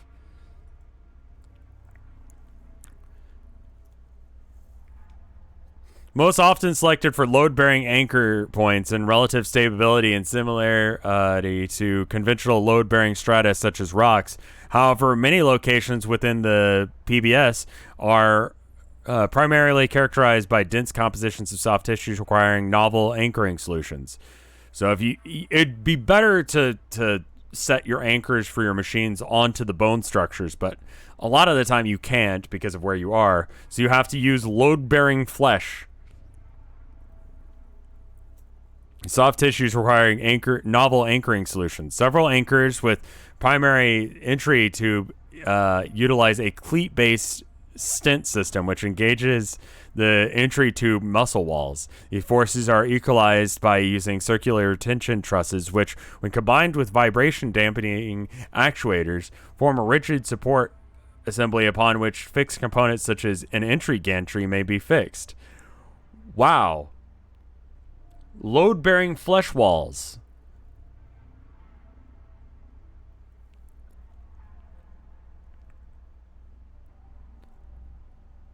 These forces are equalized by using circular, a form of rigid support assembly upon which fixed components such as an entry gantry may be fixed.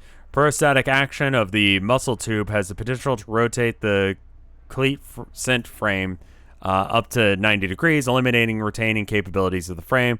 It is for this reason that design specification standards call for the installation of either rigid or tensile support members between connective retaining frames, in which the entry tube and the tensile cables were selected to provide the support. These cables were subject to corrosion. So they did have it hooked up to load-bearing flesh walls, but they also had additional cables that hooked up to bones and stuff. But they didn't apply the TUMS often enough.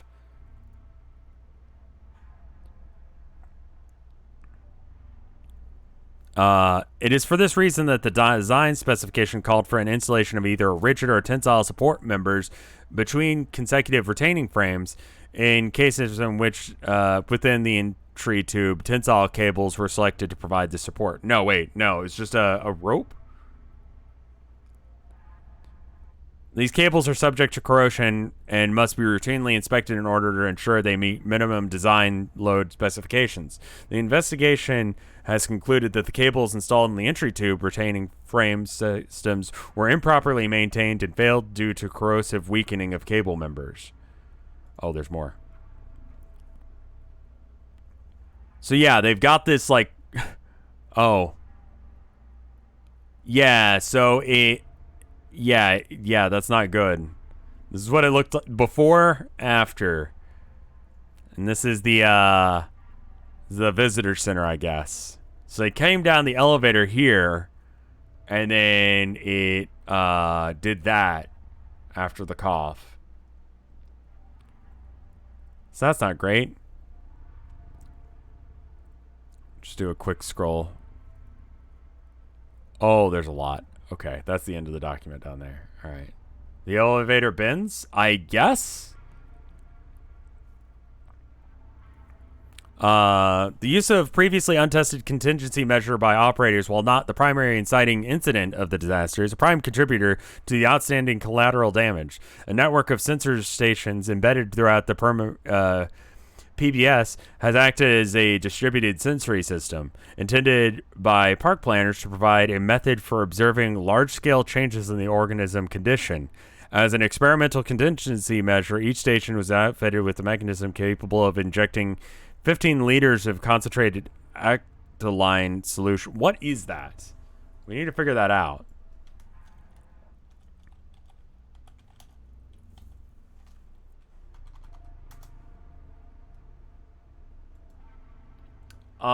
It is a toxin produced by various plant species, commonly known as wolfsbane and monkshood. Okay. Pingal. It's used to treat bloating. I see.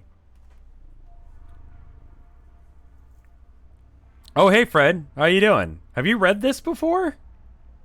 The Mystery Flesh Pit?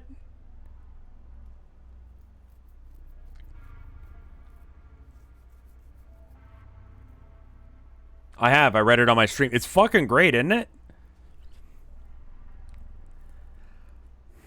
Yeah, this has an official website, though. When you go through the official website, it takes you to this imager for this. How you doing, my dude?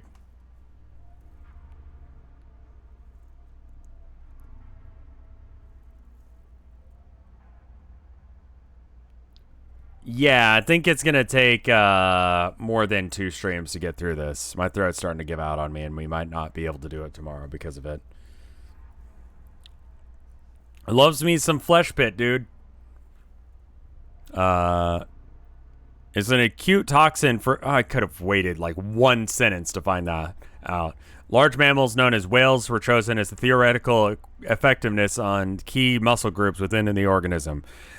Park planners were under the assumption that rapid injection of large volumes of the stuff would act as a sedative agent without inducing tissue deaths beyond the immediate injection sites. The investigation had concluded that this injection failsafe was directly responsible for escalating the motor responses in the organism to levels beyond the design load of the... You poisoned it, you freaked it the fuck out.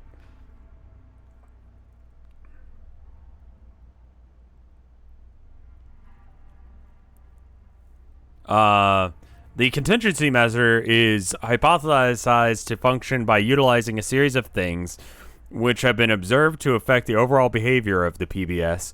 These things are created by applying 15 megahertz of something to the face of an excavated something, also known as mystic artifacts 15, 21, and 22. Once struck, the unique properties of the something propagate the something outward and into the surrounding anatomy of the PBS.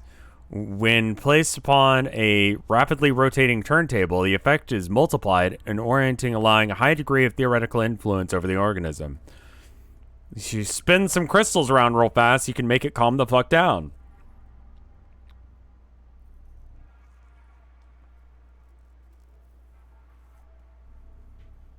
Have I heard of the game? Yes, someone tweeted at the cat game at me, and that might be a game I have to play with my wife at some point, because that looks like her jam entirely.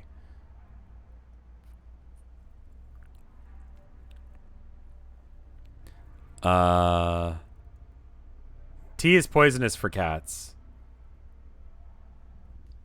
There's a, yeah, what did you say it was called? It was like, it's called something weird. Pekoe? Pekoe. Looks very cute. Tell Fred about my cats? I have 2 cats. I think Fred's aware that I have cats. I have 2 black kitties. I got Herman Munster Mullen and Abigail Morgan Le Fay Munster. Mullen, excuse me. Herman Munster is a reference to the Munsters, and Abigail Morgan Le Fay is a reference to the antagonist of the, what's it called? Concept album by King Diamond, Abigail. 1 and 2. Do you say their full names every time? No. I just call them, like, I mean, Herman I just call Boy most of the time, and Abby I just call Abby Babby. They're adorable. Are cats SCPs? Yes. Catter tier. Boy. Yeah, they're good kitties. Herman requires boy time on a daily basis. After I eat breakfast, I have to sit. Well, when I eat breakfast, I have to sit with him at the table. And he'll sit with me in my wife's chair. And then when I go and start doing work on the computer, Herman will go and sit in my lap. And this is called boy time. It's very intense. There's a lot of purring. And once he's done with it, he goes and sits in the wife nest, which is a papasan that's like just on the other side of my office here. And he'll sleep there. And I occasionally come over and be like, hey. Anyway. Placed upon rapidly... Okay, this contingency measure was demonstrated. However, at the time of the investigation, no additional something has been located intact. Without this key assembly component, the CGR, does not recommend additional experimental uses of the thing. And this is the spinny thing, I would assume. No, this is the contingency measure itself. Organizational findings. Anodyne did not effectively implement internal recommendations to help prevent structural failures of hydrochloric corrosion. In the 8 years prior to the incident, a small number of Anodyne personnel with knowledge and understanding of vernobiological recommended several occasions either a one-time inspection of every component within the primary inner park infrastructure system known as a 100% component inspection, or an upgrade of the material of the construction of the key infrastructure components. The recommendations were not implemented effectively because they were lazy sacks of shit.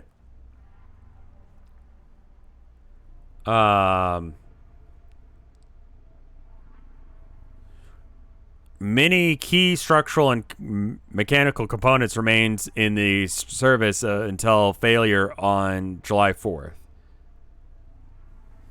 Anodyne failed to perform regulate internal recommendation 100% inspection.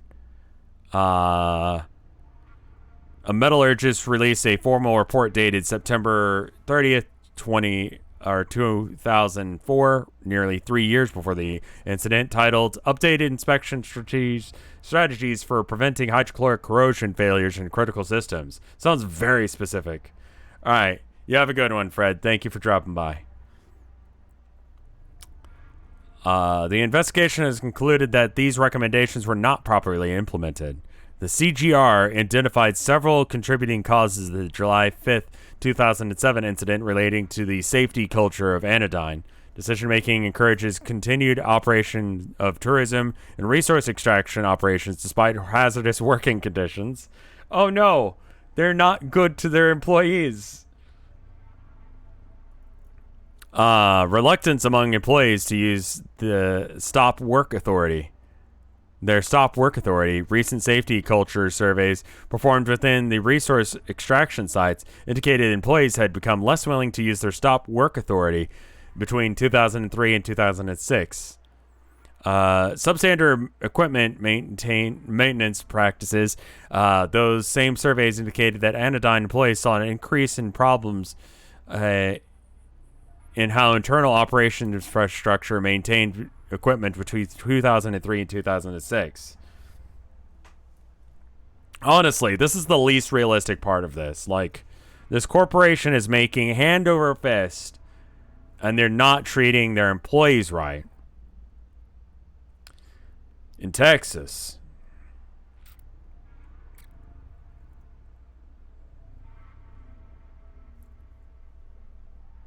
this is what's called a joke. This is the part where you laugh. Texas is an at-will state. If you can just get fired for no fucking reason.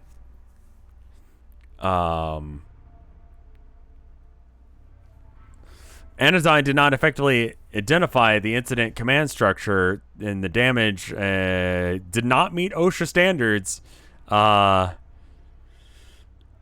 That the incident commander shall identify to the extent of possible all hazardous conditions present in the emergency response station. However, the appropriate technical expertise necessary for the identification was not effectively consulted in the incident command structure on July 5th. Oh, shit. In 2007, this lack of knowledge in all potential cases led to the incident commander to direct emergency responders to take actions that may have ultimately exacerbated the hazardous conditions and put many Park Service personnel, Anodyne personnel, as well as civilian visitors in harm's way, and also led to the incident commander to limit the hazard zone to a small area and did not consider the possibility of a vomiting event. When the vomiting event occurred, the personnel and emergency equipment positioned to the safe zone were engulfed in vomit. Stomach acid. This whole thing doesn't seem like it meets OSHA standards.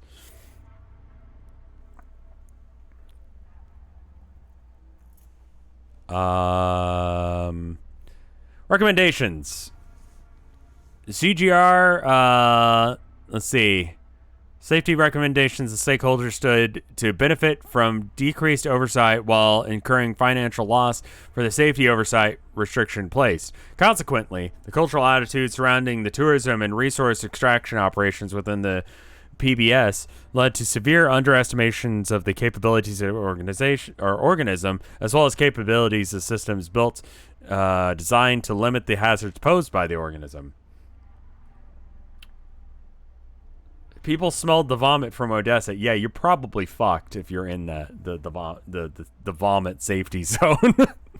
To use the concerted poison without prior study or approval as a failsafe directly triggered a reactionary response from the organism, which led to the deaths of over 750 individuals.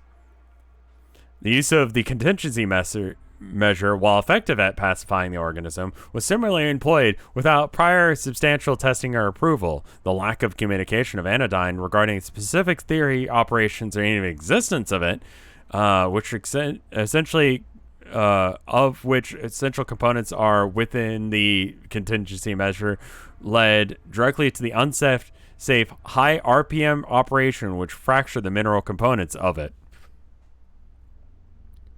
It worked. The wizard spell worked. You spun the crystals around real fast, and that made it shut the fuck up. But it broke the crystals, so hopefully it won't happen again. Because there doesn't seem to be like a replacement. So that's bad. CGR, with its full support, general recommendations, of the United States Department of Interior and Geological Survey and National Park Service, have made the discretionary recommendations not to pursue additional commercial development within or adjacent to the bounds of the PBS. No shit. Probably should have been the take from the get-go, but all right. They talked about how PETA didn't get involved, but there were protests from specifically some like satanic panic kind of people. They thought about nuking it and realized it probably wouldn't work. I know a lot of people are saying nuke it, but it's not going to work. In the interest... Fuck. Yeah. In the interest of continuing present containment operations and also ensuring the readiness in the event of future biological event action, the CGR has developed a comprehensive program of monitoring containment. This program is divided into a series of objectives intended to better mitigate the hazard presented by existence of the PBS. Nuke its brain if it's got one. It seems to have multiple of a lot of things. It's entirely possible that, well, it's not really trying to eat people. It's people are actively walking into its mouth.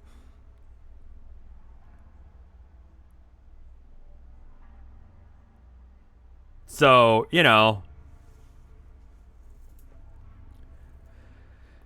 like people are building Burger Kings in there, you know? Burn it with napalm. Not a bad idea. Though, considering poisoning it made it, like, cough and vomit some, which killed several hundred people. I don't know what the fuck you do with this. I think you just sort of let it be for now until you can think of a better idea. Improve the communication of geobiological hazard science for the decision-making policy. Support the use of geobiological hazard science in risk reduction with engineering, environmental science, and spiritual and social sciences. Improve the understanding among ventral biologists, engineers, and other numerical simulation organisms, ground activities, as opposed to use of empirical ground motion prediction equations. Improve the organization understanding of the benefits of the early warning system. Educate the about organism movement patterns and operational activity forecasts. How has there not been a mass panic yet? I would assume that they're... Well, they kind of just sold it as this fun, cool, like, cave, basically.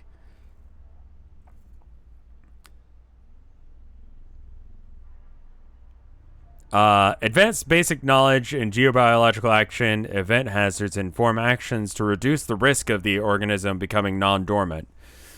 Developing a new method to estimate stimulus response outcomes in interactions with the permabasin superorganism without reliance on expert opinion, proprietary computer models, or wholly mystic ritual methods without demonstrated patterns of relatability. Educate the facility local containment capabilities to deal with fauna and other life forms that are native to the organism's interior anatomy.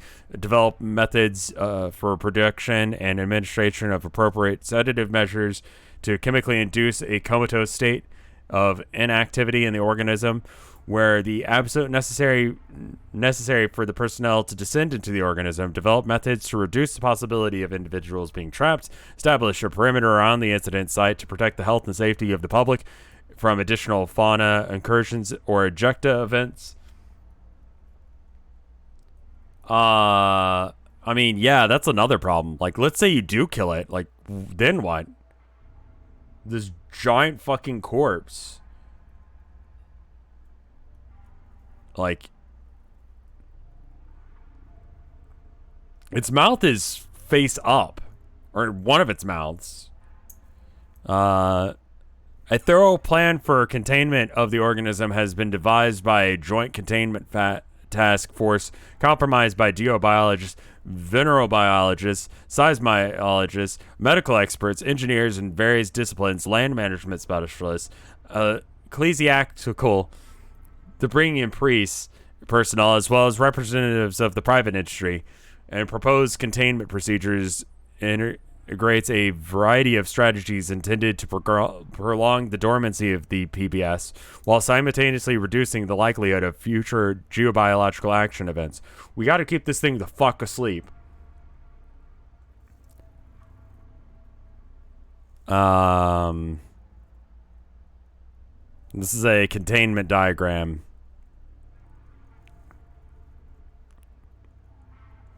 Okay. The task force has recommended an establishment of a 3 kilometer or greater than 3 kilometer restricted access zone surrounding the entry orifice, defined by a reinforced and patrolled barrier. Signs and other warning devices to be installed and to clearly inform the public of hazards presented by the containment operations of the superorganism itself. And I love how this report is an extremely clinical freakout it is. They're like, it would be strongly advised by the council to not fucking wake this thing up.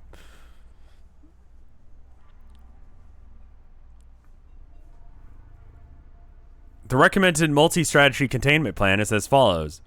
All efforts should be made to maintain a steady introduction of high-potency anesthetic to the uppermost dermal anatomy of the organism. This is the foremost measure for reducing the capability of the superorganism to sense and perceive human activity. Keep this thing the fuck asleep. 2. A similar volume of high-potency anesthetics are introduced to inorganic... Where are you getting that? Where are you getting that much sedatives? Like, this thing's massive. It can't touch that. You know? Like, think about the amount of sedatives it takes to take an elephant down. You know? You're just gonna, like, you don't have enough of that.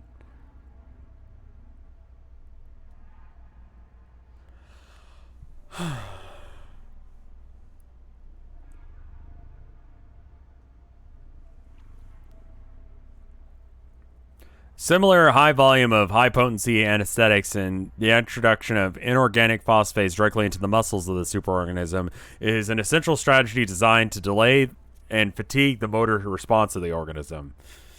Where is possible, the introduction of acid compounds into the bone structure will further weaken their response capability, just melt its fucking bones in the event of another containment procedure fail. Special care should be taken to ensure the primal structure members of the organism's skeletal structure are not weakened. However, such a measure could potentially damage critical infrastructure. As of that revision, the dormant of the PBS and superorganism temporarily granted permit to continue extraction of bone material and amniotic fluid ballast for the research and limited commercial. Why? Why that? Why do that? That's dumb. Task force said the recommended measures would induce a state of mild hypoxia throughout in the superorganism through the replacement of oxygen-rich air with carbon dioxide-rich air, which the respiratory systems in the organism. In addition, by venting plant exhaust from the surface containment facility directly into the organism, this plan remains in compliance with standing EPA regulations on emissions within natural preserves. You don't want to gas it. They're going to continue mining the amniotic fluid ballast, the chemicals that make you horny. And gives you, regenerates flesh and stuff. And you get too much of it, you turn into a flesh monstrosity.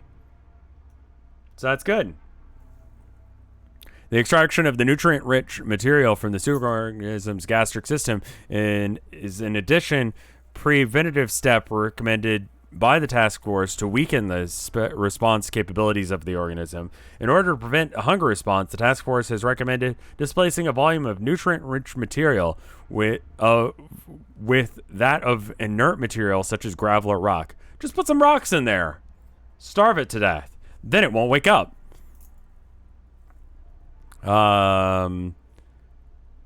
Objects harvested from the gift gardens will continue at greatly reduced capacity for the exclusive purpose of research. All such objects shall be stored in designated and off-site facilities. Good.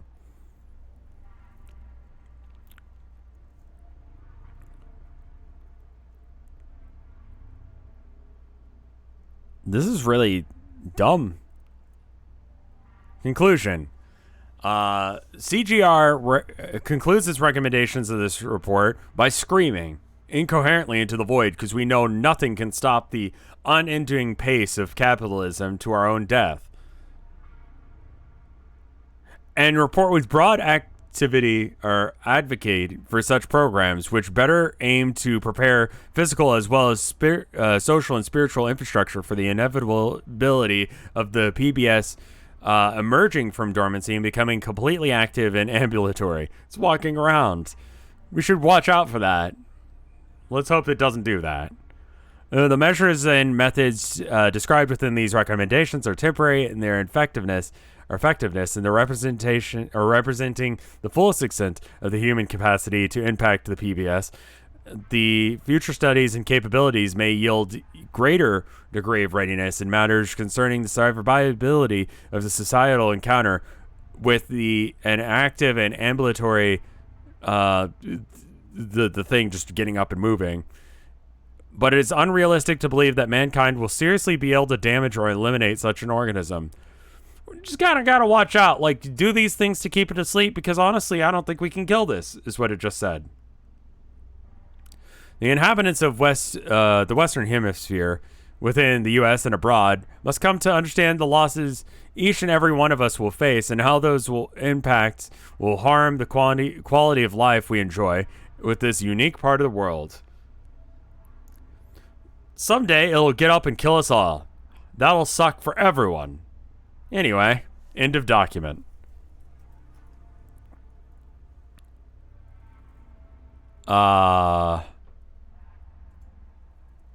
So that puts us back here. I'm going to go ahead and hit next, but oh God. We're going to have to call it there because I'm starting to like lose my voice completely. This is what happens to ferrets. Are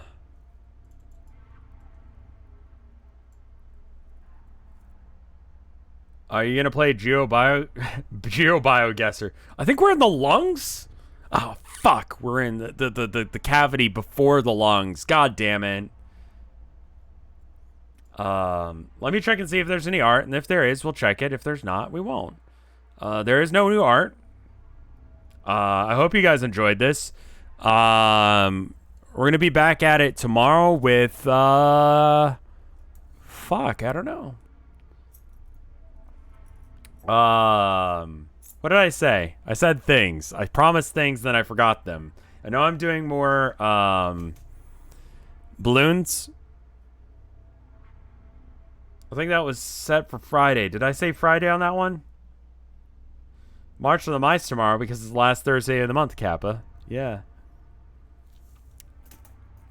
I hate being dumb. Long drive? Long drive tomorrow and then balloons Friday? Sounds right. Maybe a little bit of Elden Ring in the morning because I want to grind through that. I mean, it's... I also want to try out this Wiki Arena thing that Mike found. That sounds good. So, I don't know. We'll figure it out. We'll find something. But, those things are all on the docket for tomorrow. I'm going to keep up with the now and later thing for the next little bit. See how that does. It seems like you guys like it. And that way I can tweet out, like, right now I'm doing this. Later, usually when I say later, it's going to be like at the 5 o'clock Central Standard Time area. It's currently 8:23. So, you know, give or take a bit. I'll start reading or doing whatever the other thing is. So just keep that in mind. Bye.